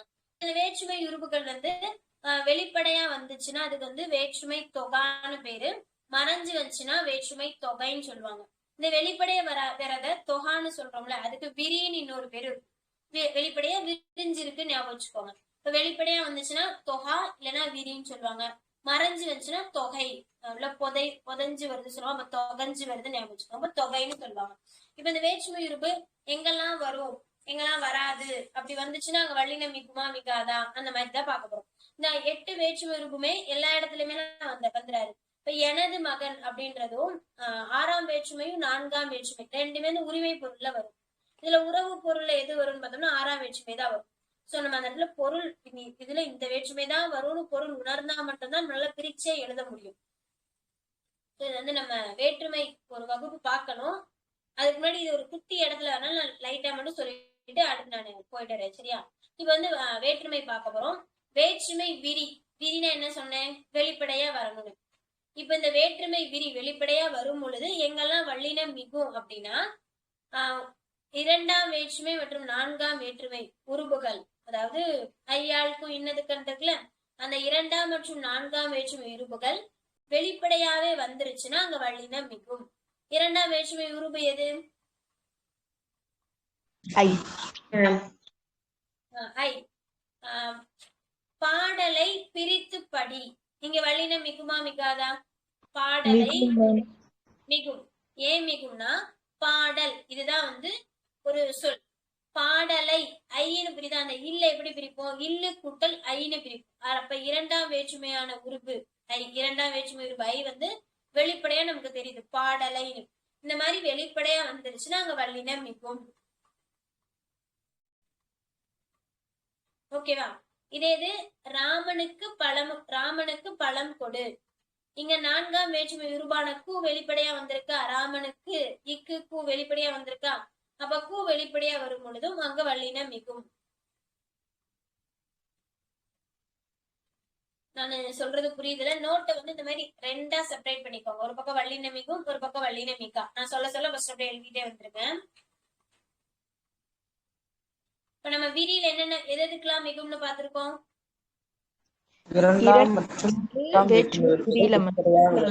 வேற்றுமை உறுப்புகள் வெளிப்படையாக வரும் இடத்துல வல்லினம் மிகும். அவ்வளவுதான். 2 மற்றும் 4ஆம் வேற்றுமை விரியில வல்லினம் மிகும். அப்ப மீதி என்னெல்லாம் இருக்கு? 3, 5, 6, 7. இதுல என்னவா இருக்குமா? விரியில வராது. 3ஆம் வேற்றுமை விரியில வல்லினம் மிகாது. 5ஆம் வேற்றுமை விரியில வல்லினம் மிகாது. 6ஆம் வேற்றுமை விரியில வல்லினம் மிகாது. 6ஆம் வேற்றுமை வெளிப்படையா வச்சு என்ன சொல்லுவோம்? எனது மகன் சொல்லுவோம். அங்க வல்லினம் மிகுமா? மிகாது மேம். சரி விடுங்க. எனது புத்தகம், எனக்கு வல்லினம் தானே மிகணும். கசரத்த பரல எழுதுவோம். எனது புத்தகம் வல்லினம் மிகுமா? மிகாது மேம். அப்போ 2ஆம் மற்றும் 3ஆம் வேற்றுமை மட்டும்தான் வெளிப்படையா வந்துச்சுன்னா வல்லினம் மிகும். 3, 4, 5, 6 3, 5, 6, 7 வெளிப்படையா வந்துச்சுன்னா வல்லினம் மிகாது. இதை கவுண்ட் பண்ணி ஞாபகம் வச்சுக்கோங்க, ஈஸியா போட்டுடலாம். 2, 4 வெளிப்படையா வந்துச்சுன்னா வல்லினம் மிகும். 3ஆம் வேற்றுமை உறுப்பு எது? ஆள், ஓடு, ஓடு. ஆள். இப்ப என்ன எடுத்துக்கலாம்? துணியால் பொம்மை செய்தேன். வல்லினம் மிகுமா மிகாதா? மிகாது மேம். ஏன்னா 3ஆம் நம்ம விதியே படிச்சிட்டோம். 3ஆம் வேற்றுமை விரியில வல்லினம் மிகாது. 7ஆம் வேற்றுமை உறுப்புன்னு பார்த்தோம்னா கண் எடுத்துப்போம். மலைக்கண் குகை வல்லினம் மிகுமா? மிகாது மேம். அப்ப அவ எதுல மட்டும்தான் மிகுது? 2, 4ல மட்டும்தான் மிகுது. 3, 5, 6, 7ல மிகல. புரியுதா? ராஜகுமாரி அக்காக்கு, ஜோதிகாக்கு, அனிதா அக்காக்குலாம் புரியுதா? ஜெயந்தி எஸ் அக்காக்கு? மேம். புரியுது மேம். Yes ma'am. நீங்களாம் வந்து கொஞ்சம் எக்ஸ்ட்ரா கேரோட கவனிச்சுக்கணும். நம்ம வந்து ஆன்லைன்ல மட்டும் தானே மீட் பண்றோம். மீதி பேர்லாம் கூட வீக்கெண்ட்ல கேட்டு என்ன தெரிஞ்சுக்குவாங்க. நீங்க எக்ஸ்ட்ராவே ஒரு கேர் எடுத்து முழுமையா கவனிங்க. ஓகேவா? இப்ப நம்ம வேற்றுமை விரி பார்த்துட்டோம். அடுத்து வேற்றுமை தொகை பார்க்க போறோம். வேற்றுமை தொகைனா என்ன சொன்னேன்? தொகைனா எப்படி இருக்கணும்னு சொன்னேன்? மறைந்து வந்து மறைந்து வந்திருக்கணும் மேம். அந்த வேற்றுமை உருவு வந்து மறைஞ்சு வந்ததுன்னா அது பேரு தொகைன்னு சொல்லுவோம். அப்படி மறைஞ்சு வரும் பொழுது சில இடத்துல வல்லினம் மிகுது. எங்கெல்லாம் அப்படின்னா 6ஆம் மற்றும் 7ஆம் வேற்றுமை உருவு மறைஞ்சு வந்துச்சுன்னா அங்க வல்லினம் மிகும். 6ஆம் மற்றும் 7ஆம் வேற்றுமை உருவு மறைஞ்சு வந்துச்சுன்னா அங்க வல்லினம் மிகும். இதே இது மீதி இருக்குல்ல 3, 4, 5, 3, 2, 3, 4, 5 இதெல்லாம் மறைஞ்சு வந்துச்சுன்னா மிகாது.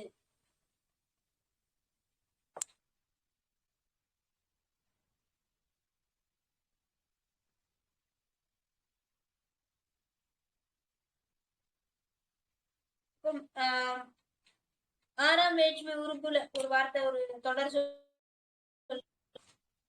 6ஆம் வேற்றுமை உறுப்புல ஒரு தொடர். சரி, 6ஆம் வேற்றுமை உறுப்பு எது சொன்னோம்? அது சொன்னோம். அது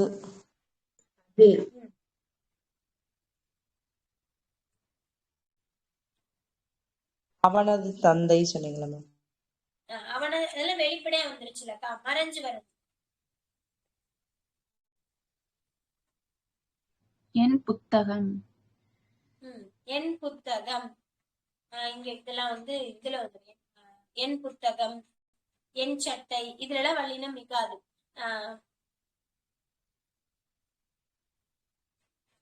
இப்ப எனக்கு அதுல எடுத்துக்காட்டு வர மாட்டேது. நான் சொல்றேன் எங்கெல்லாம் மிகவும் சொல்றேன். 6ஆம் வேற்றுமை மற்றும் 7ஆம் வேற்றுமை வந்து தொகையா வரும் பொழுது அந்த இடத்துல வல்லினம் மிகும். இதே இது 6ஆம் 3, 2, 4, 5 இது 4 தொகையா வரும்போது வல்லினம் மிகாது. இது 2 புரியுதுல மேம்? 6ஆம் வேற்றுமைக்கு வந்து முருகன் சட்டை மேம் எக்ஸாம்பிள்.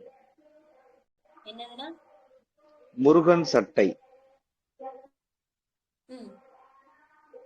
முருகனது சட்டைன்னு வரும்ல மேம்? முருகனது சட்டை விரி, முருகன் சட்டை. அங்க இச்சு வருமா வராதா? அது மேம் வராது. என்ன சொல்றீங்க?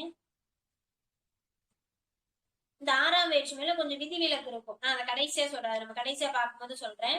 இந்த இடத்துல இப்படியே ஹோல்ட் பண்ணி வச்சுக்கோங்க. நம்ம அங்க சொல்லிட்டு சொன்னாதான் அது புரியும். இந்த இடத்துல இந்த விதி மட்டும் எழுதிக்கோங்க. 6, 7ல தொகையில மிகும், மீதி 4ல மிகாது. அடுத்து இதுல 3வது என்ன சொல்லுவோம்? வேற்றுமை விரி, வேற்றுமை தொகை. 3வது என்ன அப்படின்னா வேற்றுமை உருவும் பயனும் உடன் தொக்க தொகைன்னு சொல்லுமா? வேற்றுமை உருவும் பயனும் உடன் தொக்க தொகைன்னா என்ன பொருள்? எங்கெல்லாம் இதை பயன்படுத்துவோம்? ஒரு வேற்றுமை உருவோட கொண்ட அந்த மாதிரி எக்ஸ்ட்ரா வந்தா, உடைய அந்த மாதிரி எக்ஸ்ட்ரா வந்தா அது மேம். இப்ப வந்து மலர் மாலை அப்படின்னு சொன்னாங்க அப்படின்னா மலரால் செய்த மாலை, இல்லைன்னா மலரை உடைய மாலை, இந்த மாதிரி மாத்துவோமா? அப்ப வந்து மலரை மாலைன்னு சொல்ல முடியாது. மலரை உடைய மாலை, பொன்னால் செய்த மாலை. அப்ப பொன்னால் செய்தன்ற ஒரு உருவு எக்ஸ்ட்ரா தூக்கி நிக்குதா?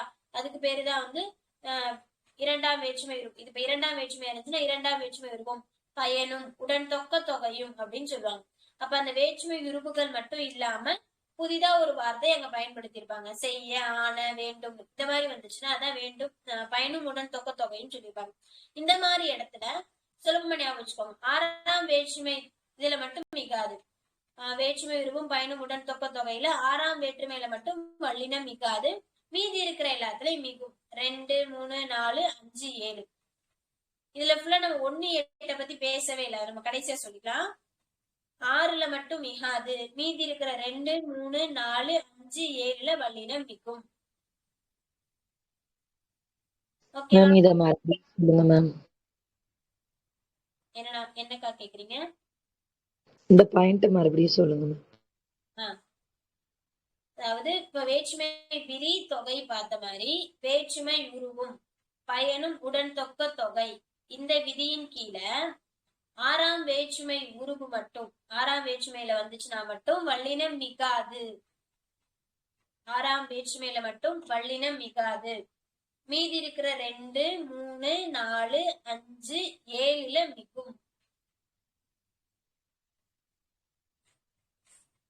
புரியுதா? Yes ma'am. இப்ப நம்ம இந்த வேற்றுமையில என்னதை மட்டும் விட்டுருக்கோம்?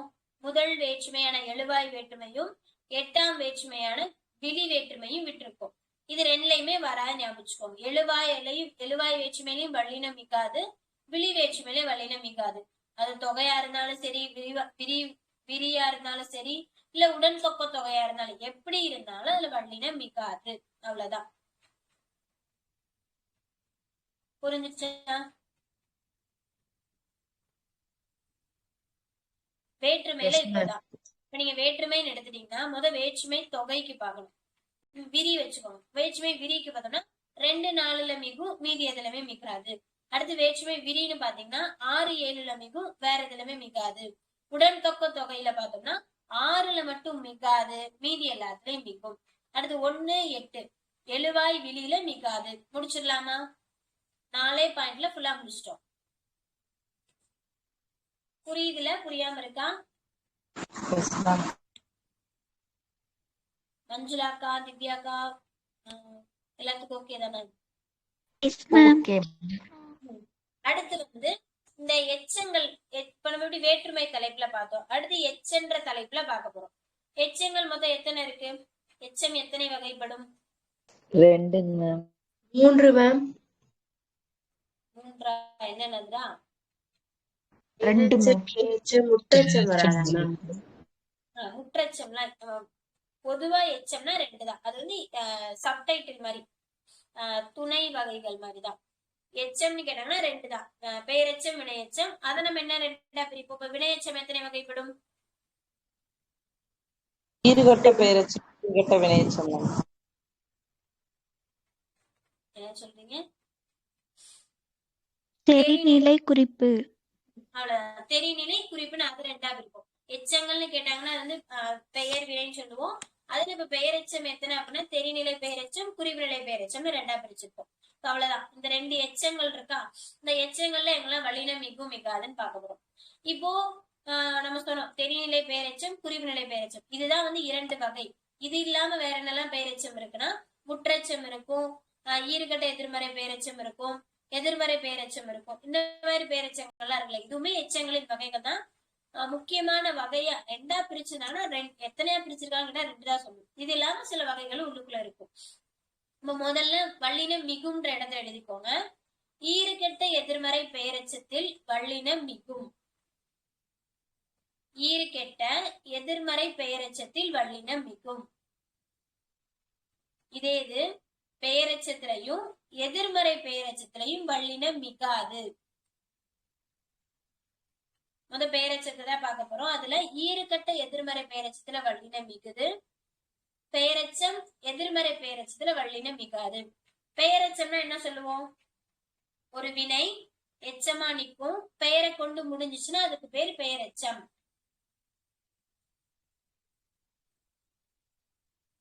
சென்ற பாலன், இங்க வல்லினம் மிகுதா?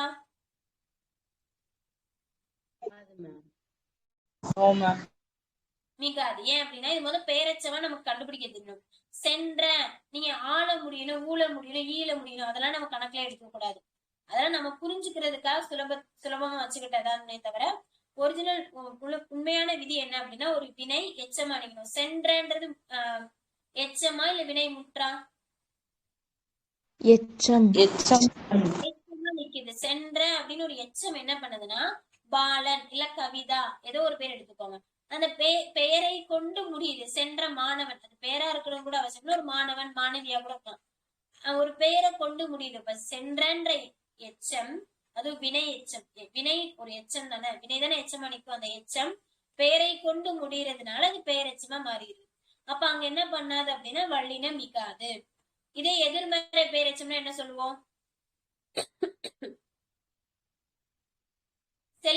பணம் வல்லினம் மிகுமா? செல்லாதன்னு எச்சமா இருக்குது, பணம்ன்ற பெயரை கொண்டு முடியுது, அப்ப அங்க வந்து வல்லினம் மிகாது. இதே இது செல்லா காசு வல்லினம் மிகுமா? மிகும் மேம். ஏன் செல்லா காசு, செல்லா அப்படின்ற இடத்துல செல்லாதுன்னு ஊ வந்திருக்கணும். செல்லாது அந்த ஊ விகுதி வந்து கெட்டுருச்சு. அப்ப ஈறு கெட்ட எதிர்மறை பெயரச்சமா இருக்கு. எதிர்மறைனா ஆப்போசிட் ஆகிடும். நான் செல்லாத பணம் சொன்னேன். செல்லும் பணம் நேர்மறை, செல்லாத பணம் எதிர்மறை தானே. Yes ma'am.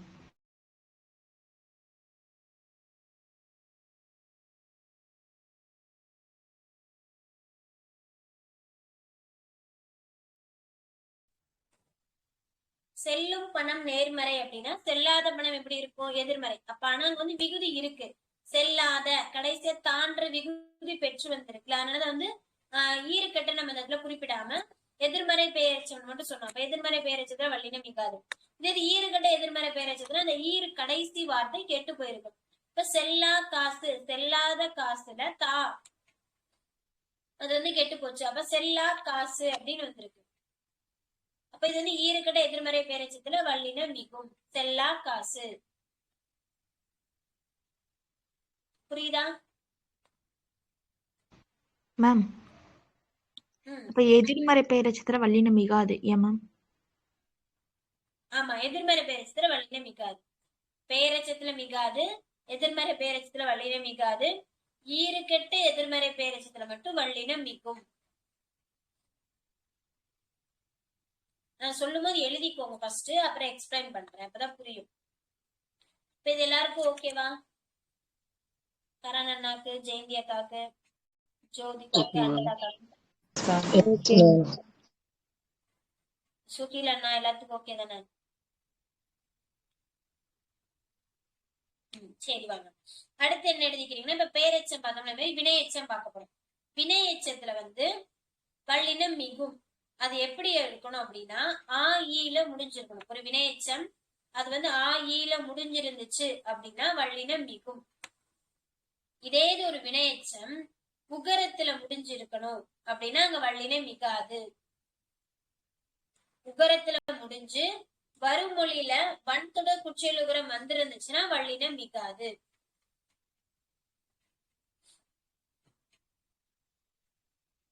சொல்ற மாதிரி எழுதிக்கோங்க. வல்லினம் மிகும்ன்ற இடத்துல என்ன எழுதுறீங்கன்னா வல்லினம் வினை எச்சத்துல வல்லினம் மிகும். பிராக்கெட்ல ஆ இ ஆ ஈன்னு முடிஞ்சிருந்துச்சு அப்படின்னா அங்க வல்லினம் மிக போகுது. இதே இது எங்க மிகாது அப்படின்னா ஊல ஆ இ ஊ சொல்லும்ல, அந்த வினையச்சம் ஊன்ற விகுதியில முடிஞ்சு வருமொழியில வன்தொடர் குற்றியலுகரமா இருந்துச்சு அப்படின்னா வல்லினம் மிகாது.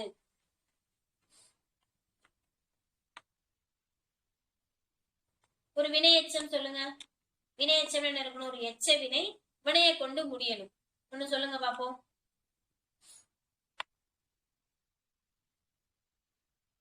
வந்த பையன், அது பெயரச்சத்துல சரி பெயரச்சத்துல முடிச்சா.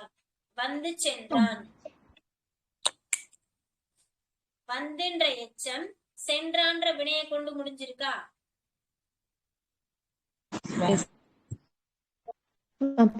ஓடி பார்த்தேன்.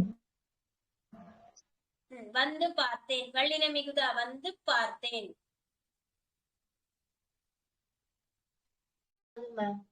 மிகாது மேம். மிகாது. ஏன் மிகாது? அது உகரம். உகரத்துல முடிஞ்சிருக்கு மேம். உகரத்துல முடிஞ்சிருக்கு. அதுவும் குறிப்பா எப்படி சொல்லியிருக்காங்க? வன்தொடர் குற்றியலுகரமா இருந்துச்சுன்னா மிகுமா மிகாதா?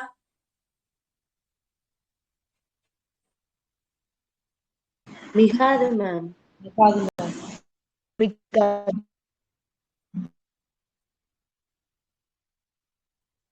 மிகாதுன்னு சொல்றீங்களா மிகுன்னு சொல்றீங்களா?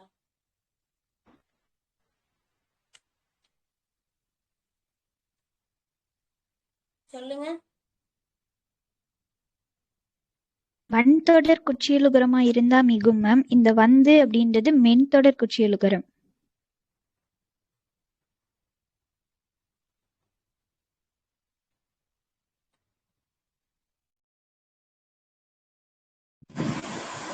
உகரத்துல முடிஞ்சிருக்கனால வந்து உகரத்துல முடிச்சிருக்கலாம். அதே மாதிரி வன்தொடர் குட்டி எழுதுறான் தான் மிகாதுங்கிறமா பான்றது வன்தொடர் குட்டி எழுதுறாங்க. இப்போ கேக்குதா?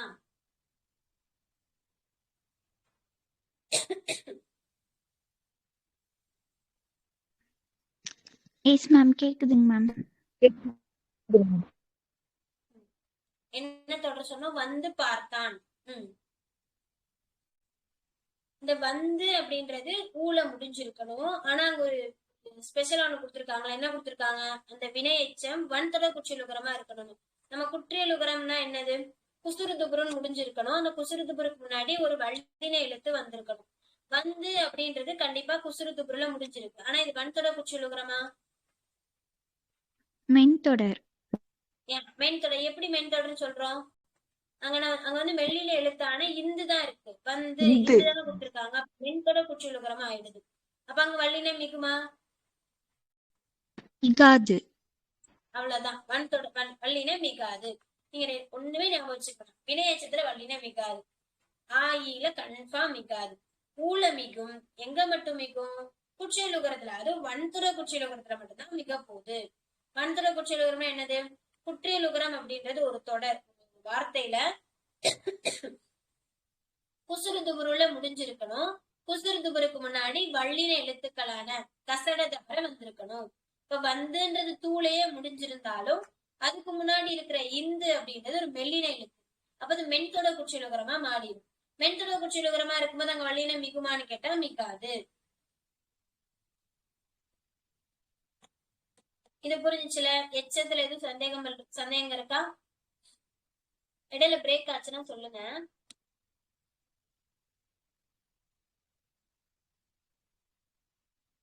Yes ma'am.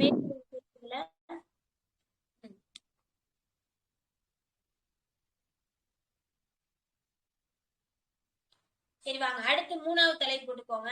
இதுல வந்து என்ன எப்படி எல்லாம் பார்க்க போறோம்னா, நம்ம இந்த ஒப்புமைப்படுத்தி பார்ப்போம்ல, அதுல எல்லாம் வல்லின மிகுமா மிகாதான்னு பார்க்க போறோம். ஃபர்ஸ்ட் என்ன அப்படின்னா, வல்லின மிகும் இடத்துல எழுதிக்கோங்க. உவமை தொகையில் வல்லின மிகும். உவமை தொகையில் வல்லின மிகும். அடுத்து உருவகத்தில் வல்லின மிகும். இந்த தொகை அதுல அந்த மாதிரி எழுதிக்க போறோம். உவமை தொகையில் வல்லின மிகும். உருவகத்தில் வல்லின மிகும். பண்பு தொகையில் வல்லின மிகும். இருபெயரொட்டு பண்பு தொகையில் வல்லின மிகும். உவமை தொகைனா எது?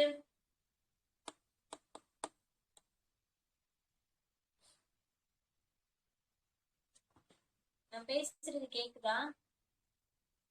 கேக்குது மேம். எஸ் மேம் கேக்குது மேம். கயல்விழி. உவமை தொகை அப்படின்னா என்னன்னா, ஒரு பொருளுக்கு இன்னொன்னு உவமையா காமிச்சிருப்பாங்க. தொகைனால என்ன சொன்னேன்?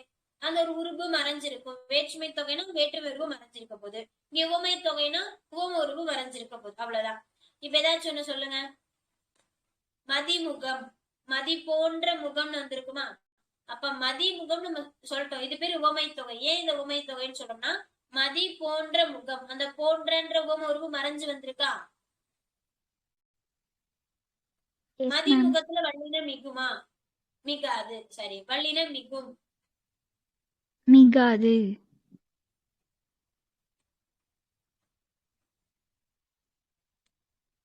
மேம் அது கசடப அதுல வரல மேம். வரல. ஏன் வரல அப்படின்னா, நம்ம வந்து வருமொழியில வல்லினம் வந்திருந்தாதான் காசாதாபா மிகும். வல்லினமே வரலன்னா அங்க கசரதபர மிகுமா? மிகாது.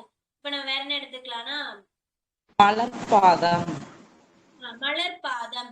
மலர்பாதம் எடுத்தோம் அப்படின்னா அங்க வந்து வல்லினம் மிகுமா மிகாதா? மலர் போன்ற பாதம் உவமை தொகையா வந்திருக்கு. பாதம்ன்றது கசரதபர. அப்ப இப்போ வந்து மிகும்ல, மலர் பாதம்.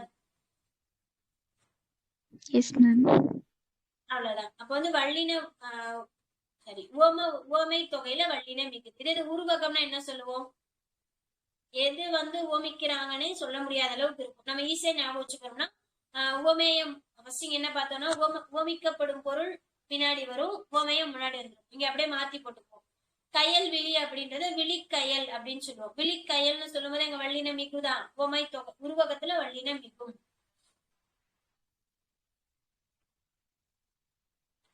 Yes ma'am. உருவகம்னா சுலபமா புரிஞ்சுக்கணும்னா நம்ம உவமை தொகையை அப்படியே மாத்தி எழுதணும், அவ்வளவுதான். இப்ப வந்து மலர் பாதம் சொன்னோமா, பாத மலர் அந்த மாதிரி எழுதுவோம். இப்ப பாத மலர்ல வல்லினம் மிகாது. ஏன் மிகாதுன்னா அங்க கசர தபரவே வரல. மலர்ன்றது ஒரு மெல்லின எழுத்து, இம்மு, அதனால அங்க மிக மாட்டது. நம்ம ஏதோ ஒரு கசர தபர வச்சு ஒண்ணு எழுதணும் அப்படின்னா அங்க வல்லினம் மிகும். இப்ப உருவகத்திலையும் வல்லினம் மிகும். பண்பு தொகையில வல்லினம் மிகும் சொல்லியிருக்காங்க. பண்பு தொகைன்னு நம்ம என்ன சொல்லுவோம்? கருஞ்சட்டை. இச்சு வருமா? கருமை, சட்டையோடைய பண்பை சொல்றோம், கருமை அப்படின்னு சொல்றோம். கருஞ்சட்டை, அப்ப இச்சு அந்த இடத்துல மிகும்.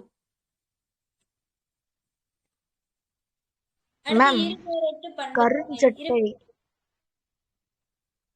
கருஞ்சட்டைனா இச்சு சட்டையா மேம்? என்ன சொல்றீங்க? இல்ல மேம், கருஞ்சட்டைன்னு சொன்னீங்களா மேம்? கருஞ்சு போட்டு இச்சு சட்டை போடுவோமா மேம்? கருஞ்சட்டை இஞ்சி வருமான்னு கேக்குறீங்களா? இல்ல மேம், இஞ்சு வரும் மேம், இச்சு வருமான்னு கேக்குறேன் மேம் பக்கத்துல.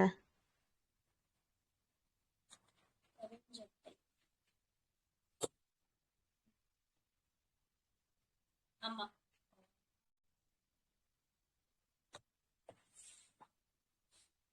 நம்ம இரு வல்லினம் பக்கத்துல வராது. ஏதாவது விதிவிலக்கு எக்ஸாம்ல சொல்லி போடுறேன். எனக்கு வேற யோசிப்போம். பண்பு தொகைக்கு வல்லின இதுல ஏதாச்சும் ஒரு எக்ஸாம்பிள் சொல்லுங்க. வட்டக்கல் மேம்.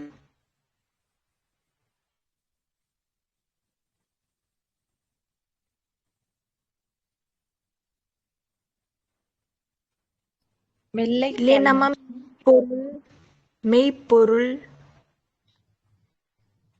மெய்ப்பொருள், ஓகே. பொருளோடைய உண்மைத்தன்மை சொல்றோம். அப்ப அதோட பண்பா சொல்லுவோம்ல, மெய்ப்பொருள் அப்படின்னா பொருளோடைய உண்மைத்தன்மை. இப்ப மெய்ப்பொருள் இப்போ மிக்கும். வேற மேம் வெள்ளைத்தாள். வெள்ளைத்தாள். ஒரு தாள்னா ஒரு பேப்பர் சொல்லுவோம். அது வந்து என்ன, அதோடைய பண்பான வெள்ளை நிறத்தை அடிப்படையா சொல்றாங்க. அப்ப வெள்ளைத்தாள்னு சொல்லும் போது அங்க வந்து இந்த பக்கமே வந்து கசர தபர மிகுது. அப்ப வெள்ளைத்தாள் இத்து வரும் கண்டிப்பா. இந்த மாதிரி பண்பு வச்சுக்கோங்க. பண்பு இருக்கணும், பின்னாடியும் கசர தபர வந்துருந்துச்சுன்னா மட்டும்தான் வல்லினம் மிகும். கசர தபர இல்லாம மெல்லினமோ இடையினமோ வந்துச்சுன்னா வல்லினம் மிகாது. ஏன்னா இதுக்கு பேரே வந்து வல்லினம் மிகுமிட மிகாயிடம். இப்ப வல்லின எழுத்து எங்கெல்லாம் மிகுது மிகலன்னு தான் பார்க்க போறோம். பண்பு தொகை புரிஞ்சுச்சா? நம்ம வந்து ஓகே. அடுத்து வந்து இருபெயரொட்டு பண்பு தொகை. இருபெயரொட்டு பண்பு தொகைன்னா முதல் என்னது? 2 பெயர் இருக்கணும். இதுல என்ன சொல்லியிருப்பாங்க அப்படின்னா, இரண்டாவது பெயர் வந்து பொது பெயராகவும் முன்னாடி இருக்கிற பேர் சிறப்பு பெயராகவும் வந்துச்சுன்னா அதுக்கு பேர் இருபெயரொட்டு பண்பு தொகை. இருபெயரொட்டு பண்பு தொகைக்கு என்ன சொல்லலாம்னா, சாரை பாம்பு. பாம்புன்றது என்னது? ஒரு பொது பெயர். அந்த பாம்புல சாரைன்றது ஒரு வகை தானே. அப்ப சாரைன்றது அதோட சிறப்பு பெயர், பாம்புன்றது பொது பெயர். இது ரெண்டும் சேர்ந்து வச்சுன்னா இருபெயரொட்டு பண்பு தொகை. மல்லிகை பூ, இது என்ன சொல்லுவோம்? பூன்றது ஒரு பொதுவான பூ. அதுல மல்லிகைப்பூ இருக்கலாம், தாமரைப்பூ இருக்கலாம், முல்லைப்பூ இருக்கலாம், என்ன வேணா இருக்கலாம். அப்ப அதுல ஒரு வகையான மல்லிகை பூன்னு சொல்றோமா, அப்ப இது பேர் வந்து இருபெயரொட்டு பண்பு தொகை. வேற என்னெல்லாம் இருபெயரொட்டு பண்பு தொகை நமக்கு தெரியும்? மார்கழி திங்கள் மேம். மார்கழி திங்கள். திங்கள்ன்றது வந்து ஒரு மாதம், நிறைய மாதங்கள், மொத்தம் 12 மாதங்கள் இருக்கும். அதுல ஒரு சிறப்பா ஒரு மார்கழி திங்கள்னு சொல்றோமா, அப்ப இது வந்து இருபெயரொட்டு பண்பு தொகை. அடுத்து என்ன சொல்லுவோம்? அவி உணவு. அவினா என்னது? தேவர்கள் சாப்பிடக்கூடிய ஒரு வகையான உணவு. உணவுனா நமக்கே தெரியும். உணவு, இந்த உணவுல வந்து நிறைய உணவு இருக்கும். என்ன சொல்றது மேம், அது கசதாபல வரல. இந்த மாதிரி வந்துச்சுன்னா இதுல அவி உணவு தேவர்கள் உண்ணக்கூடிய சிறப்பு மிகுந்த உணவு அப்படின்னும் போது அதுல சிறப்பு சொல்லி சொல்றாங்களா. இப்ப அவி உணவு அப்படின்றது இருபெயரொட்டு பண்பு தொகை. யாரோ ஏதோ கேட்டீங்க. கசட தபர மிகலாமா? எங்கப்பா? அவி உணவு. அவி உணவு அங்க வந்து கசர தபரவே இல்ல, உயிரெழுத்து தானே இருக்கு உணவு. உங்களுக்கு வந்து இருபெயரொட்டு பண்பு தொகைக்கு எடுத்துக்காட்டு சொல்றேன். ஓகேங்க. அதாவது முதல் இருபெயரொட்டு பண்பு தொகைன்னா என்னன்னு புரிஞ்சுக்கோங்க. அப்புறம் அங்க மிகுமா மிகாதான்னு அப்புறம் பார்த்துக்கலாம். இருபெயரொட்டு பண்பு தொகை புரிஞ்சுச்சா? பின்னாடி Yes, சிறப்பு ma'am. பெயர் வரணும், முன்னாடி பொது பெயர் வரணும். அப்படி வந்துச்சுன்னா அதுக்கு பேரு இரு பெயர் விட்டு பண்பு தொகை. அந்த பின்னாடி வர சிறப்பு பெயர் வந்து கசரத பரல தொடங்கி இருக்கா, பொது பெயர் வந்து கசரத பரல தொடங்கி இருந்துச்சுன்னா கண்டிப்பா வள்ளின மிக போகுது. அவ்வளவுதான். இப்ப இந்த பக்கம் எழுதிக்கோங்க. வள்ளின மிகும் பாத்துட்டோமா? மிகாததுல உண்மை தொகை, அண்ணன் தம்பி வள்ளின மிகுமா? மிகாது மேம். அடுத்து வினை தொகை, கொள்களீரு வள்ளின மிகுமா? ஊறுகாய் வள்ளின மிகுமா? மிகாது. எங்கேயுமே வள்ளின மிகாதுல. வினைத்தொகைன்னு என்னன்னு தெரியும்ல, 3 காலத்திற்கும் அமைஞ்சு வரதா வினைத்தொகை அப்படின்னு சொல்லியிருந்திருக்கோம். இப்ப ஊறுகாய்னா ஊறும் காய், ஊறுகின்ற காய், ஊறிய காய் அப்படின்னு சொல்லியிருக்கோம். நம்ம 3 காலத்தை குறிச்சு வரும் வினைத்தொகையில வர 3 காலத்துக்கு வந்துச்சுன்னா அது வினைத்தொகை. அங்க வள்ளின மிகாது. அடுத்து வியங்கோள் வினை என்ன ஃபர்ஸ்ட் ஒன் உண்மை தொகை சொன்னீங்களா மேம்? ஃபர்ஸ்ட் ஒன் வந்து உண்மை தொகை சொன்னீங்களா மேம்? உண்மை தொகைன்னா என்னது? தொகை அப்படின்றது மறைஞ்சு வரப்படும். ஏதோ இப்ப நம்ம என்ன பார்த்தோம்? வேற்றுமை தொகைனா வேற்றுமை உருவு மறைஞ்சிடணும். பண்பு தொகைனா உவமை தொகைனா உவமை உருவு மறைஞ்சிடணும். இப்ப உண்மை தொகைனா உண்மை தொகை மொத்தம் வந்து இந்த உண்மையில இருந்து 3 பார்ப்போம். எண்ணுண்மை, உண்மை தொகை, விரியுண்மை. உண்மைனா ஒண்ணுல அந்த இம்மு எப்படி வருதுன்னு தான் மேட்டர். இப்ப இம்மு மறைஞ்சு வந்துச்சுன்னா அதுக்கு பேரு உண்மை தொகை. இம்மு வெளிப்படையா வந்துருச்சுன்னா எண்ணுண்மை. அவ்வளவுதான். இப்ப இங்க உண்மை தொகைனா அண்ணன் தம்பி, அண்ணனும் தம்பியும்னு வந்திருக்கணும். அங்க இங்க இருக்கிற அண்ணன் பக்கத்துல கையுமோ தம்பி பக்கத்துல கையுமோ மறைஞ்சிருச்சு. அப்ப அண்ணன் தம்பின்னு சொல்லுவோமா? அப்ப இது வந்து உண்மை தொகை. அண்ணன் தம்பியில வள்ளின மிகுமா? மிகாதுல.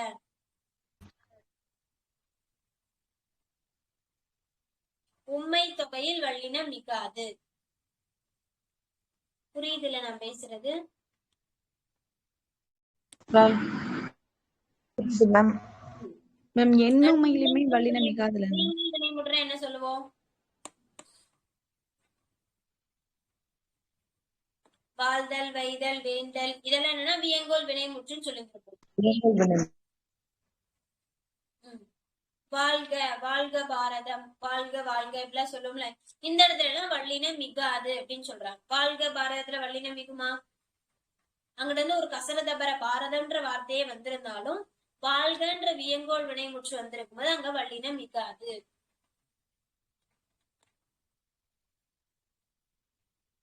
ஓகேவா?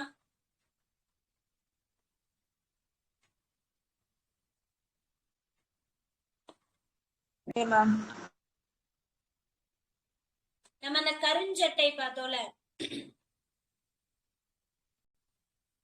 கருஞ்சட்டையில இச்சு மிகல, ஆனா இச்சுக்கு இனமான இஞ்சு மிகுந்திருக்கு. ஓகேவா? அது வந்து நம்ம இங்க வள்ளின மிகுடத்துல எடுத்துக்க முடியாது. கருமை கூட்டல் சட்டை அது புணரும் பொழுது முதல்ல வந்து மை விகுதி விட்டுட்டு போயிடும். உயிர்வரின் சரி மை விகுதி நீங்கிரும். ஈறு போதல் விதிப்படி மை நீங்கிரும். இப்ப வந்து கருஞ்சட்டை அப்படின்னு கருஞ்சட்டையில அந்த இச்சுக்கு இன எழுத்து எது? இஞ்சு தானே. அப்ப இச்சுக்கு இனமான இஞ்சு அங்க மிகுந்திருக்கும். அந்த புளிச்சோறுன்னு எழுதும் போதுமே நம்ம புளிச்சோறுன்னு எழுதக்கூடாது, புளிஞ்சோறுன்னு தான் எழுதுவோம். அப்ப இச்சுக்கு இனமான இஞ்சு அங்க மிகுதுன்னு ஞாபகம் வச்சுக்கோங்க. கருஞ்சட்டையில இஞ்சு மிகுதா? ஏன் அப்படின்னா இச்சுக்கு இனமான இஞ்சு அங்க மிகுதுன்னு ஞாபகம் வச்சுக்கோங்க. Okay ma'am. இச்சோட இனவெழுத்து எது? இஞ்சி மேம். அவ்வளவுதான். இச்சுக்கு இனமான இஞ்சு அங்க மிகுந்திருக்கு ஞாபகம் வச்சுக்கோங்க. அதனாலதான் அங்க வந்து இச்சும் இஞ்சும் வராதான்னு கேட்டீங்கல்ல, அது வராது. ஏன்னா இன எழுத்து மிகுந்திருக்கு அந்த இடத்துல. ஏதாவது ஒண்ணுன்னா கொஞ்சம் ஒரு 2 minutes யோசிச்சோம்னா நமக்கே அதுக்கு விடை தெரிஞ்சிடும். இப்ப பார்த்த வரைக்கும் ஏதோ சந்தேகம் இருக்கா? No ma'am. அடுத்து வந்து 4 நம்பர் 4 போட்டுக்கோங்க. இதுல என்னெல்லாம் பார்க்க போறோம் அப்படின்னா உரிச்சொல் சம்பந்தமானதெல்லாம் பார்க்க போறோம். உரிச்சொல்ல எங்கெல்லாம் வல்லின மிகும், எங்கெல்லாம் மிகாது அப்படின்றது. உரிச்சொல்ல நம்ம என்ன சொல்லுவோம்? ஒரு ஒன்ன மிகப்படுத்தி சொல்றது மேம். இப்போ ஒண்ணு இருக்குன்னு வச்சுக்கோங்க. ஏதோ ஒரு பொருள் வந்து எப்படி இருக்குன்னு நான் சொன்னேன்னா அது பண்பு தொகை. அந்த பொருளையே சிறப்பு செஞ்சு சொன்னேன்னா அதுக்கு பேரு உரிச்சொல். சரியா? இப்ப வந்து ஒரு சாதாரண ஒரு ஒரு வட்டத்தோட நிறத்தையோ அந்த மாதிரி நான் சொன்னேன் அப்படின்னா, ஒரு ஊரோட ஒரு சிறப்பு அந்த மாதிரி சொன்னேன்னா, அதுல எந்தெந்த ஊர்ல என்ன இருக்கு அப்படின்னு அது சிறப்பாவே கூட இருக்கலாம். இருக்கிறத சொன்னேன் அப்படின்னா அது பண்பு தொகை. ஆனா அதை கொஞ்சம் நான் சிறப்பு செய்யறதுக்காக மா பெரும் அந்த மாதிரிலாம் சொன்னேன்னா, சால சிறந்த அந்த மாதிரிலாம் சொன்னேன்னா அது உரிச்சொல்லா மாறிடும். அதுல ஒரு சில வார்த்தைகள்ல மட்டும் மிகாது, மீதி எல்லாத்துலயும் மிகவும் சொல்லியிருப்பாங்க. முதல்ல வந்து உரிச்சொல்கான உறுப்புகள்லாம் நமக்கு தெரிஞ்சிருக்கணும். சால தவ தட குல இந்த மாதிரி உரிச்சொல் எல்லாம் வல்லினம் வந்து என்ன பண்ணும் அப்படின்னா, இதெல்லாம் வந்து உரிச்சொல் தொடர்கள், உரிச்சொற்கள். இதுல சிலதுல மட்டும் மிகும். எது எது நோட் பண்ணி வச்சுக்கோங்க. சால தவ தட குல சிறப்புலகம் உரிச்சொற்கள் சால தவ தட குல. இந்த உரிச்சொற்கள்ல மட்டும் வல்லினம் மிகும்.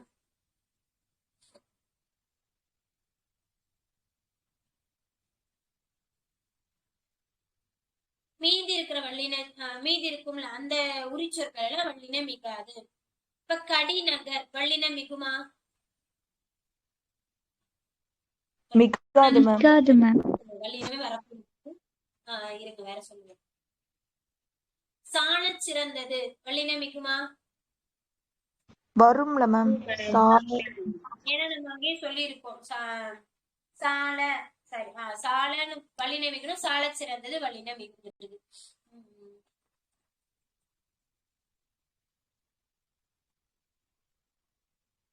மாநகரம்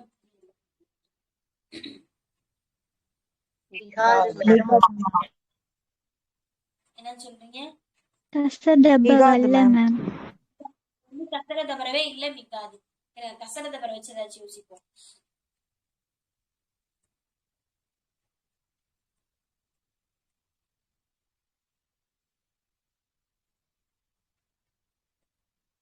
சரி ஓகே நான் புரிஞ்சிச்சுல.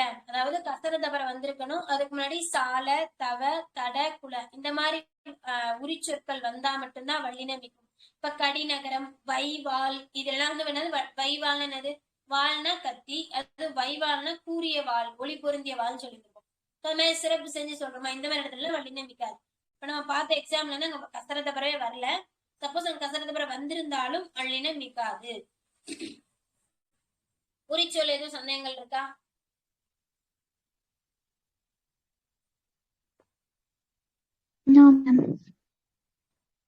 ஓகே அடுத்து என்ன பார்க்க போறோம் அப்படின்னா, இதே மாதிரி இடைச்சொற்கள் சிலது இருக்கு. அந்த இடைச்சொற்களையுமே வல்லினம் மிகும். என்னென்ன இடைச்சொல் அப்படின்னா, இனி தனி மற்ற மற்ற மற்றை ஆய். இனி தனி இனி தனி மற்ற மற்ற மற்றை ஆய்.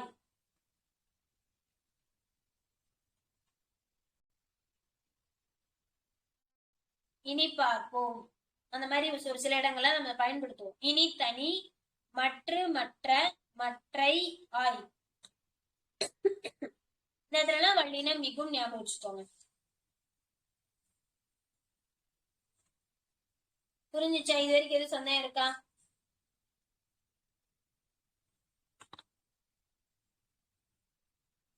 இருக்கீங்களா? என்ன போயிட்டீங்களா எல்லாரும்? மஞ்சு அக்கா புரியுது மேம். இருக்கும்.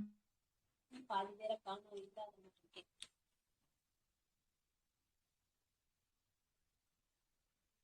சரி வாங்க அடுத்து என்ன பார்க்க போறோம் அப்படின்னா, இதுதான் நம்ம புக்ல எல்லாம் ஸ்டார்டிங்லயே கொடுத்துருப்பாங்க. சுட்டெழுத்துக்கள் சுட்டு திரிபுகள் வல்லினம் மிகுமா மிகாதான்னு பார்க்க போறோம். சுட்டெழுத்து மொத்தம் எத்தனை இருக்கு? 3. ஆ இ ஊன்னு மொத்தம் 3 சுற்றெழுத்துக்கள் இருக்கா? அந்த 3 சுற்றெழுத்துக்கள்லையும் வல்லினம் மிகும். அப்புத்தகம்,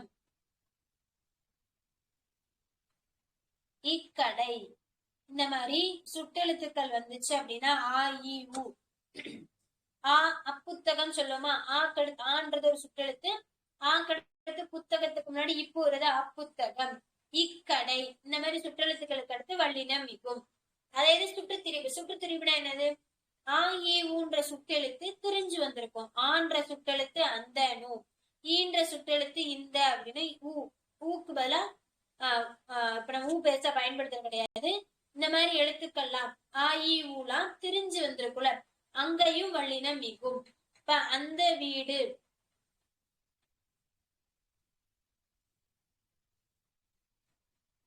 அந்த பக்கம் வல்லினம் மிகுமா? அந்த வீடுல என்ன வல்லினம் மிகும்? உங்க வாதனம் இருக்கு. அங்க வல்லினம் மிகாது இல்ல. அதாவது திரிஞ்சு அவ்வீடுன்னு ஒரு எக்ஸாம்பிள். இப்ப அவ்வீடு அப்படின்றது அந்த வீடுன்னு திரிஞ்சிருக்கும். அவ்வீடு அப்படின்றது சுட்டெழுத்து, அந்த வீடு அப்படின்றது சுட்டு திரிவு. இப்ப நம்ம வல்லினம் மிகுமா மிகாதான்ற பார்த்தோம்னா இப்ப அந்த பக்கம் எடுத்துக்கோம். இப்ப அந்த அப்பக்கம் எடுத்தோமா, அப்பக்கத்துல வல்லினம் மிகும். அதே மாதிரி அந்த பக்கம் வல்லினம் மிகும். அங்க என்ன பார்த்தோம்? இக்கடைன்னு பார்த்தோம். அதே மாதிரி இந்த கடை வல்லினம் மிகும். எதுவும் டவுட் இருக்கானா? எதுக்கு மேம் நம்ம சுட்டெழுத்த பார்க்கணும்? வர்ற எழுத்துல பார்க்கலாம்ல. அந்த ஆ பக்கம் இருக்குல்ல, வர்ற எழுத்துல ஃபர்ஸ்ட் எழுத்து பாதானம் இருக்கு. அப்ப கசதப இருக்குல்ல, சோ அங்க முன்னாடி இப்போ வரும்னு போடலாம்ல. கண்டிப்பா வர எழுத்துல கசர தபர இருந்தா மட்டும்தான் வல்லினம் மிகும். இப்ப நம்ம எல்லாரும் எப்படி பார்த்தோம்? வேற்றுமை விரி இரண்டாம் வேற்றுமை விரி வெளிப்படையா வந்துச்சுன்னா வல்லினம் மிகுமா? உவமை தொகையில வல்லினம் மிகுமா? இதெல்லாம் விதின்னு பார்க்கும்போது சுட்டெழுத்து ஒரு எழுத்து வந்துச்சுன்னா அந்த சுட்டெழுத்தை தொடர்ந்து வல்லின எழுத்துக்கள் வந்துச்சுன்னா அங்க வல்லினம் மிகும். இதுதானா விதி. ஒரு சுட்டெழுத்து ஏதோ ஒண்ணு இருக்கு, அதை தொடர்ந்து வல்லினம் எழுத்துக்கள் வருது. அதுவும் குறிப்பா காசா தாபா இந்த 4 எழுத்துல ஏதோ ஒரு வார்த்தை வந்துச்சுன்னா இந்த இரண்டும் புணரும் பொழுது இடையில வல்லின எழுத்து மிகும். இதுதான் விதி. ஆன்ற சுட்டெழுத்து தொடர்ந்து கசல தபரல பான்ற ஒரு வார்த்தை வருது. ஆவும் பக்கமும் புணரும் பொழுது இப்புன்ற வல்லினம் மிகுது. இதுல நம்ம வருமொழியையும் பார்க்கணும், நிலைமொழியையும் பார்க்கணும்.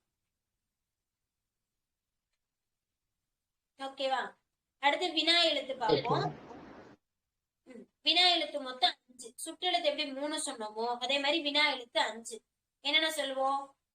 நெடில் குறில் ஆ சொல்லுவோம். சரி, நெடில் ஆ மட்டும். நெடில் குறில் ஏ சொல்லுவோம், ஓ சொல்லுவோம். யா, யானைக்கு போடுவோம்ல அந்த யா. மொத்தம் 5 வினா எழுத்துக்கள் பார்ப்போம். இதுல எந்த வினா எழுத்து முதல் மற்றும் கடை இரண்டிலுமே வரப்போகுது? ஆ ஓ மேம். ஏ மேம், நெடில் ஏ. மட்டும்னா முதல்லையும் வரும் கடைசியிலையும் வரும். குறில் ஏவா நெடில் ஏவா? நெடில் ஏ. ஏன்னு கேட்போம். அதே மாதிரி நம்ம வினா முடியும் பொழுதும் ஏ என்ற நெடில் பயன்படுத்துவோமா? அப்ப இது மட்டும் நெடில் முன்ன பின்ன 2 இடத்துல வரும். மீதி எல்லாம் ஏ குறியில் முதல் எழுத்துல மட்டும்தான் வரும். முதல் வினாவா மட்டும்தான் வரும். இறுதி வினாவா அதை பயன்படுத்த மாட்டோம். இப்ப அவனான்னு கேட்கும்போது ஆன்னு முடிக்கிறோம். அப்ப ஆன்றது என்னது? இறுதியில வர வினா எழுத்து பயன்படுத்திருப்போம். சோ வினா எழுத்துன்றது நம்ம தனியா அங்க படிச்சிருப்போம். இங்க எந்தெந்த வினா எழுத்துல வல்லினம் மிகும் மிகாதுன்னு பார்த்தோம் அப்படின்னா வினா எழுத்துல வல்லினம் மிகும் எங்க அப்படின்னா ஏல மட்டும் வல்லினம் மிகும். மீதி வினா எழுத்துல என்னென்ன இருக்கு?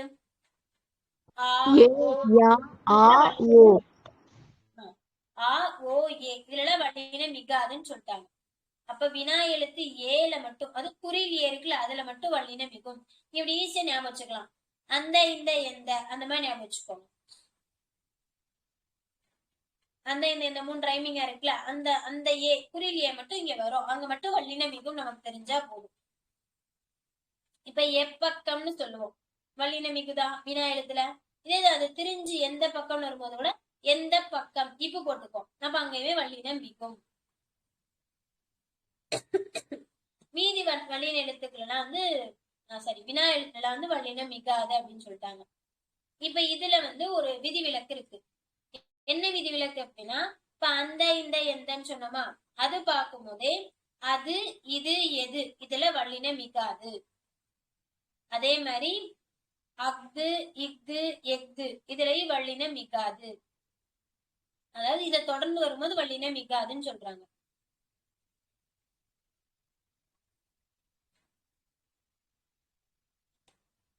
ஓகேவா? இப்ப நீங்க அந்த இந்த எந்தையில வல்லினம் மிகுது. இப்ப அது இது ஷோ இருக்கா, அங்க போனா நமக்கு ஒரு மெய் எழுத்து கூட கிடைக்காதுப்பா அப்படின்னு ஞாபகம் வச்சுக்கோங்க. உட்காந்து ஷோ டிவில பார்த்துட்டே இருந்தோம்னா ஒரு பிரயோஜனமும் இல்லை. ஒரு எழுத்து கூட நமக்கு கிடைக்காது ஞாபகம் வச்சுக்கோங்க. அப்ப அது இது எதுல வல்லினம் மிகாது. அதே மாதிரி அஃது இஃது எஃகு, இதுல இருந்து ஆயுதம் இருக்கா, ஆயுதத்தை கொண்டுட்டு வந்தா நமக்கு ஒரு எதுவுமே தரமாட்டாங்க, ஒரு மெய்யெழுத்துக்கு கூட கிடைக்க மாட்டேது, ஆயுதம் வச்சுருந்தா ஞாபகம் வச்சுக்கோங்க. இப்ப அஃது இஃது எஃகுலையும் வல்லினம் மிகாது, அது இது எதுலையும் வல்லினம் மிகாது. இந்த மாதிரி எதெல்லாம் மிகாதுன்னு பாத்துக்கலாம். படின்னு வந்துச்சு அப்படின்னா வல்லினம் மிகாது. இதே இது அப்படி எப்படி இப்படியில வந்து வல்லினம் மிகும். அப்படி இருக்கா, இப்பாடி, அது நடுவுல இப்பு இருக்குல்ல, அது ஏன் மிகுந்திருக்கு? நான் சொல்றவங்க கேக்குறவங்க சொல்லுங்க. மேம் அது சரி ஐசு சொல்றா. அப்படி இப்பாடி எப்படி வந்துச்சு? அது வந்துட்டு இப்பதானே சொன்னீங்களா மேம், ஆ இ உ சுட்டெழுத்துக்கு பின்னாடி வந்துட்டு வல்லினம் மிகும்னு, அதுபடிதானே மேம்? அவ்வளவுதான். ஆன்ற சுற்றெழுத்தை தொடர்ந்து பகர வரிசை, அதாவது வள்ளின எழுத்து வந்திருக்கு, அதனால அப்படின்னு மிகுந்துருச்சு. இதே இது அப்படின்னு ஒரு முழு வார்த்தை இருக்குல்ல, அந்த வார்த்தைக்கு பின்னாடி வள்ளினம் மிகும். ஆனா அப்படி இப்படி எப்படி இது மூணுக்கு பின்னாடி மட்டும்தான் வரும். வரும்படி சொன்னேன், வரும்படி சொன்னேன், வரும்படி கூறினேன், இந்த மாதிரிலாம் இருக்குல்ல, அங்கெல்லாம் வள்ளினம் மிகாது. புரியுதா நான் சொல்றது? அப்படி இப்படி எப்படியில வள்ளினம் மிகும். அதே இது வரும்படி சொன்னேன், சொன்னபடி கேள், இப்படிலாம் சொல்லுமா, நான் சொன்னபடி கேளு அப்படிலாம் சொல்றாங்கல்ல, அந்த இடத்துல அந்த படியில வந்து வள்ளினம் மிகாது. அனிதாக்காக்கு புரியுதா? ஜோதிகா சொல்லுங்க. புரியுது. ரெண்டு டிஃபரன்ஸ் பாத்துக்கோங்கக்கா. அப்படி இப்படி எப்படின்ற முழு வார்த்தைகள் வந்துச்சுன்னா அந்த வார்த்தைகளுக்கு பின்னாடி வல்லினம் மிகும். இதே இது வரும்படி சொன்னேன், சொன்னபடி கேள், இந்த படி இருக்குல்ல, அந்த படியில வல்லினம் மிகாது. அவ்வளவுதான். இப்ப நம்ம ஏற்கனவே பாத்துட்டோம். அஃது இஃது எஃகுல மிகாது, அது இது எதுல மிகாது, படியில மிகாது. இன்னும் ஒரு சில வார்த்தைகள்லாம் இருக்கு மிகாதது, அதெல்லாம் நான் சொல்லிடுறேன். சொல்லிட்டு கடைசியா எப்படி ஞாபகம் வச்சுக்கலாம்னு சொல்றேன், சரியா? வேற என்னெல்லாம் இருக்கு அப்படின்னா, அவை இவை எவை, இதுல மிகாது. அவை இவை எவை, பன்மை வார்த்தை இருக்குல்ல, அவை இவை எவை, அது இது எதுல மிகாதுல, அதே மாதிரி பன்மையான அவை இவை எவையில மிகாது. அடுத்து வந்து அவ்வாறு இவ்வாறு எவ்வாறு, மூணுக்குமே எழுதிக்கோங்க. அவ்வாறுன்னு ஒரு தடவை எழுதிட்டு அதுவே ஈக்கு வரும் ஏக்கு வரும் அப்படின்னு போட்டுக்கோங்க. அவ்வாறு இவ்வாறு எவ்வாறு, இது மூணுலயும் வல்லினம் மிகாது. அடுத்து அத்தகைய, அத்தகைய இத்தகைய எத்தகைய, இது மூணுக்கு அடுத்துமே வல்லினம் மிகாது. அடுத்து அப்போதைய, அப்போதைய இப்போதைய எப்போதைய எல்லாம் கேட்போல, இதுக்கு அடுத்து வல்லினம் மிகாது. அவ்வாறு அத்தகைய அப்போதைய கடைசி அன்றைய, அன்றைய இன்றைய என்றைய, இதுல எல்லாம் வல்லினம் மிகாது. இங்க ஒன்னை எழுதி இது மூணுக்குமே வரும்னு பக்கத்துல பிராக்கெட்ல எழுதிட்டா போதும். அவ்வாறு அத்தகைய அப்போதைய அன்றைய.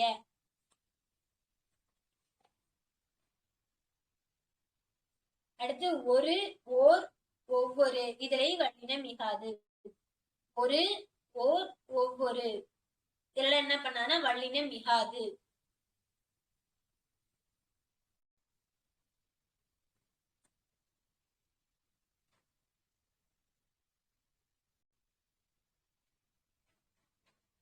எதெல்லாம் மிகாதுன்னு சொன்னேன் சொல்லுங்க.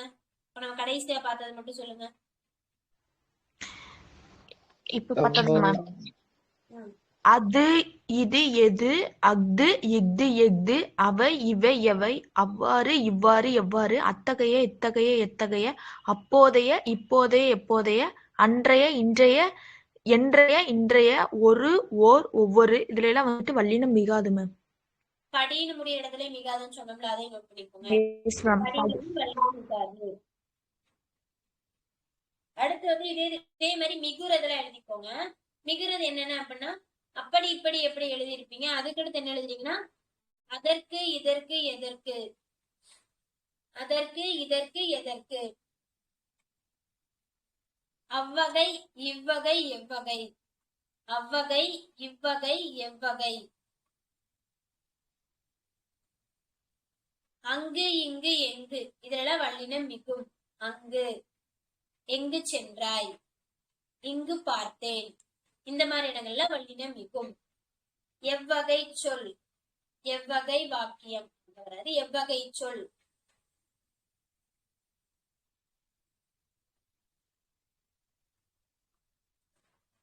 இதெல்லாம் எப்படி ஞாபகம் வச்சுக்கிறீங்க அப்படின்னா, இப்ப அதற்கு, அவ்வகை, அங்கு, இங்கு இதெல்லாம் எந்த எழுத்துல முடிஞ்சிருக்குன்னு பாருங்களேன்.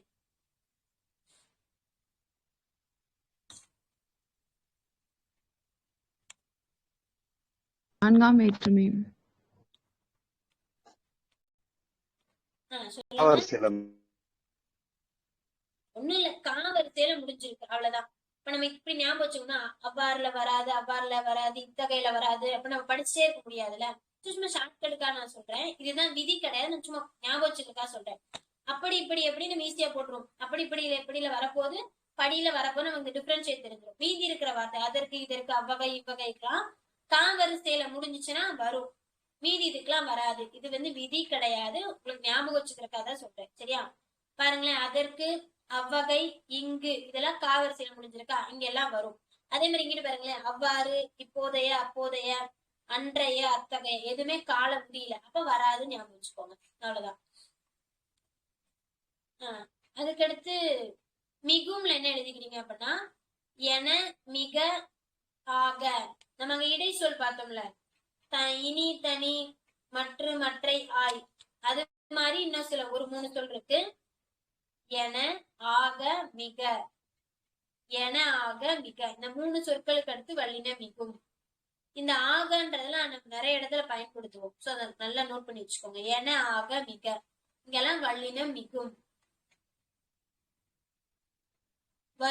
வரும்படியாக சொன்னான், அந்த மாதிரி வரும்படியாக சொன்ன, அதாவது வரும்படிக்கு அடுத்து இச்சு வராது, ஆக சொன்னான், அங்க வந்து இச்சு வரும்ல, அப்படி சொல்றேன் நான்.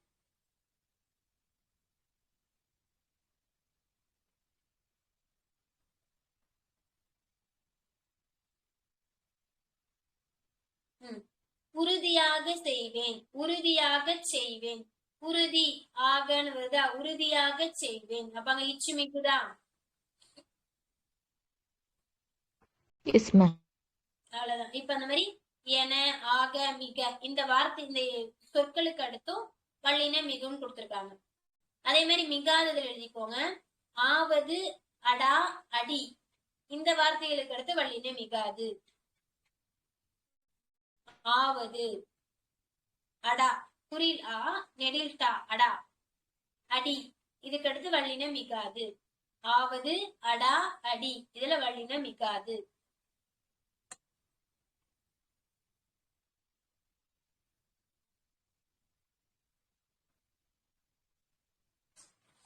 ஓகேவா? அடுத்து என் பெயர்ல பாப்போம். என் பெயர்ல 8, 10 இதுக்கு அடுத்து மட்டும் வல்லின மிகும். மீதி இருக்கிற எண் பெயர்களுக்கு அப்புறம் வல்லின மிகாது. 3 கால், 4 திசை இதுக்கு அடுத்துலாம் வந்து வல்லின மிகாது. இதே 8 தொகை, 10 பாட்டு இதுல வல்லின மிகும். நம்ம 8 தொகை 10 பாட்டை ஞாபகம் வச்சுக்கோங்க. இந்த நூல்களுக்கு பின்னாடி மட்டும் வல்லின மிகுது. மீதி எதுல எல்லாம் வல்லினமே இந்த எண் பெயர்களுக்கு மட்டும் வல்லின மிகாது. ஓகேவா?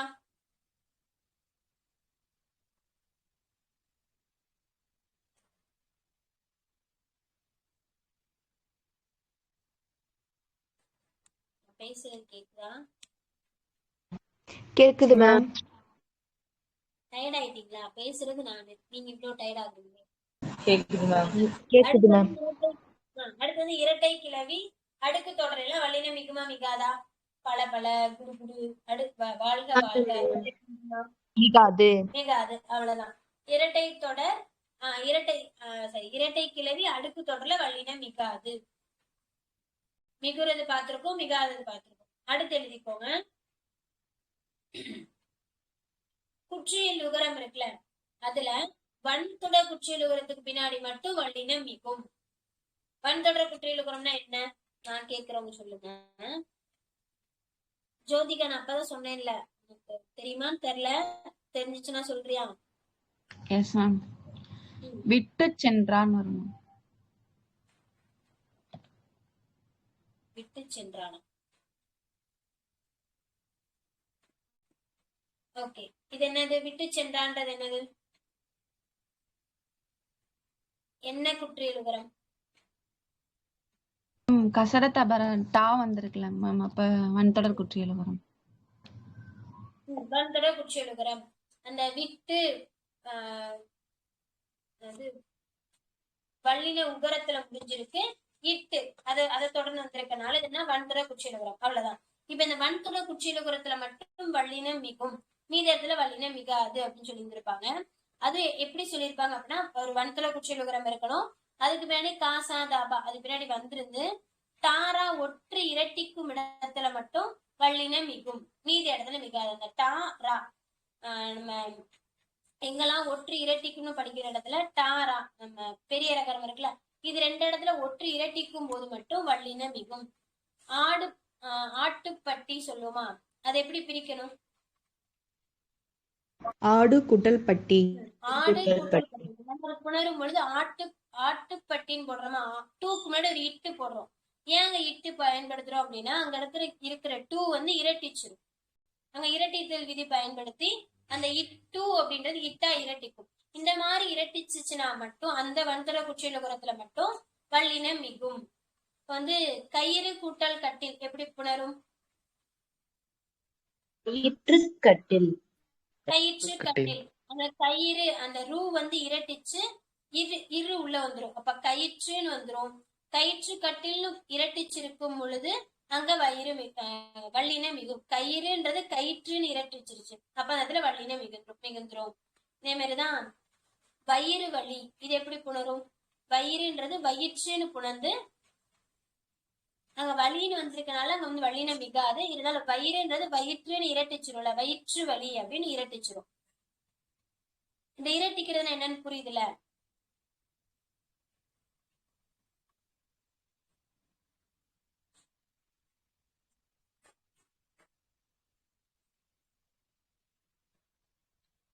சரி, இன்னும் ஒரு தடவை மட்டும் சொல்றேன். இந்த குற்றியலுகரத்துல மொத்தம் 2 குற்றியலுகரத்துக்கு பயன்படுத்தா வல்லினம் மிகும். வன்தொடர் குற்றியலுகரத்துல வல்லினம் மிகுது. இன்னொன்னு என்ன அப்படின்னா, உயிர் தொடர் மற்றும் நெடில் தொடர் குற்றியலுகரத்துக்கு பின்னாடி இரட்டிக்கும் பொழுது வல்லினம் மிகும். இந்த டிஃபரன்ஸ் புரியுதா?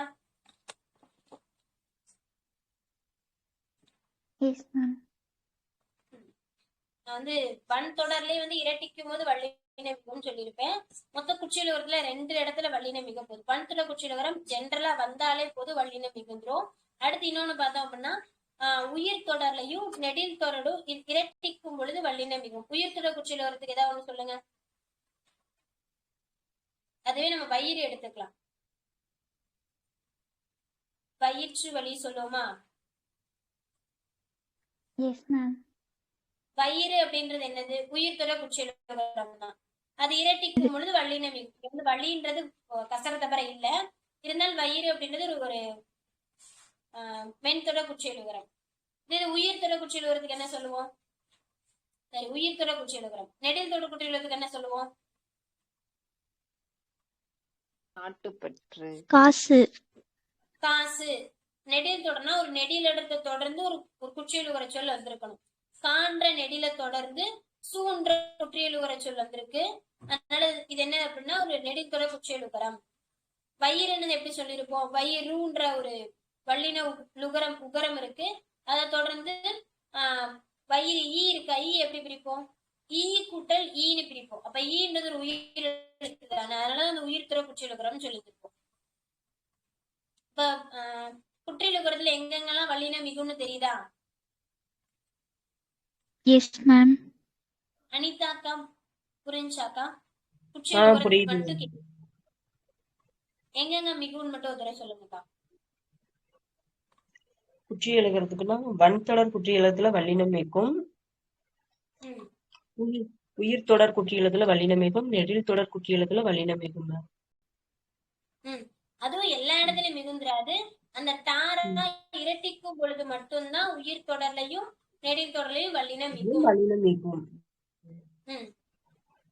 உயிர் தொடர்லையும் நெடில் தொடர்லையும் வல்லினம் மிகும். எப்போ அப்படின்னா அந்த தகரமும் ரகரமும் இரட்டிக்கும் இடங்களில் மட்டும் உயிர் தொடர் மற்றும் நெடில் தொடர் குற்றியலுகரங்களில் வல்லினம் மிகுது. புரியுதா? புரியுது. வல்லினத்துல வந்து மீதி எந்த வல்லினத்திலயும் வல்லினம் மிக போறதில்ல. குற்றியலுகரத்துல மீதி எங்கேயுமே வந்து வல்லினம் மிக போறதில்ல. 2 இடத்துலதான் மிகும். ஒண்ணு வன்தொடர் குற்றியலுகரம் நம்ம ஈஸியா கண்டுபிடிச்சிட்டோம் அப்படின்னாலே, இப்ப வயிற்று வலியெல்லாம் என்னது? வன்தொடர் குற்றியலுகரம் தான். வயிற்று வலி. கயிற்று கட்டிலாம் என்னது? வன்தொடர் குற்றியலுகரம் தான். பார்த்தோன்னே மிகுந்துரும். ஏன்னா அது வன் தொடர் குற்றியலுகரம் ஈஸியா போட்டுரும்.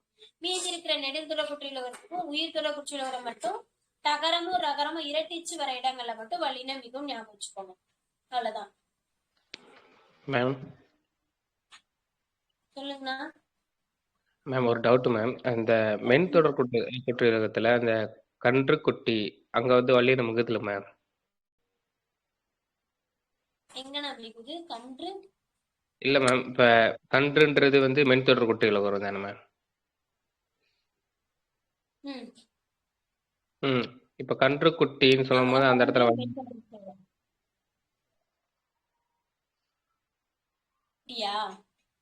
Yes ma'am. கன்று குட்டியில வந்து மிகுமா? டவுட் கேட்டேன் மேம் உங்ககிட்ட.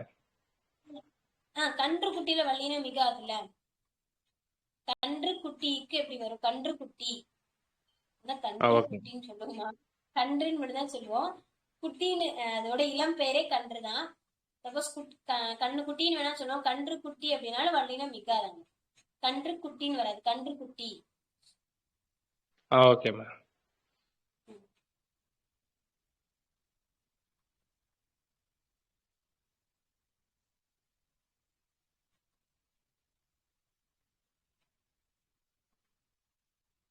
இன்னும் இதுல வந்து ஒரு 3 4 2 3 விதி தான் இருக்கு.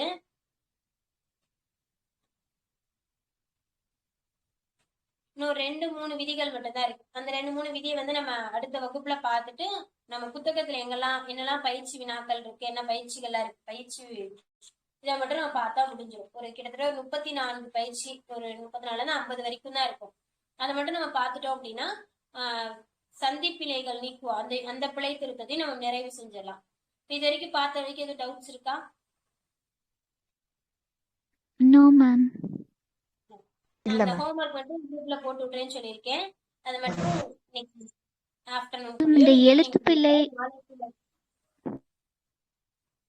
எழுத்துப்பிழை ஒற்றுப்பிழை அதுவும் இந்த டாபிக்ல தானே மேம் கவர் ஆகும்? என்னதுப்பா? ஒற்றுப்பிழை எழுத்துப்பிழை அதுவும் இந்த டாபிக்லயே கவர் ஆயிடுமா மேம்? இப்ப நம்ம எழுத்துப்பிழைன்னு பயன்படுத்தும் போது மயங்கொலிகள் அங்க படிச்ச அது தெரிஞ்சாதான் நம்ம போட முடியும். என்னென்ன எழுத்து, லகரம் எந்த லகரம் பயன்படுத்தணும், நகரம் எந்த நகரம் பயன்படுத்தணும், அதுவும் இது கீழே பார்த்துக்கலாம். பிழை திருத்தம் ஃபுல்லா நம்ம இந்த டாபிக் ஃபுல்லுமே பார்த்துருவோம். அது மரபு பிழையா இருந்தாலும் சரி, ஆங்கில சொல்லுக்கு பதிலான இந்த கொச்சை சொற்கள் பயன்படுத்திருப்பாங்களா அந்த பிழை, எல்லா பிழையுமே இந்த டாபிக் கீழே நம்ம முடிச்சிடலாம். Yes ma'am. ஓகேக்கா. நம்ம அந்த ஹோம்வொர்க் மட்டும் நான் போட்டு விட்றேன், அது மட்டும் பார்த்துக்கோங்க. நம்ம அந்த மாடுகளுடன் கன்று மேய்ந்தது அந்த ஒரு டவுட் மட்டும் இருக்கு. நான் அதை மட்டும் கிளாரிஃபை பண்ணி சொல்றேன். வேற எதுவும் இருக்கா? சப்போஸ் இப்ப டவுட் வரலன்னா கூட அப்புறமே டிவைஸ் பண்ணும்போது வந்துச்சுன்னா எனக்கு தனியா மெசேஜ் பண்ணுங்க, இல்ல குரூப்ல கூட கேளுங்க, நான் சொல்றேன். வகுப்பு நிறைவு செஞ்சுக்கலாமா? Yes ma'am. ஓகே, அனைவருக்கும் தேங்க்யூ மேம். Thank you ma'am.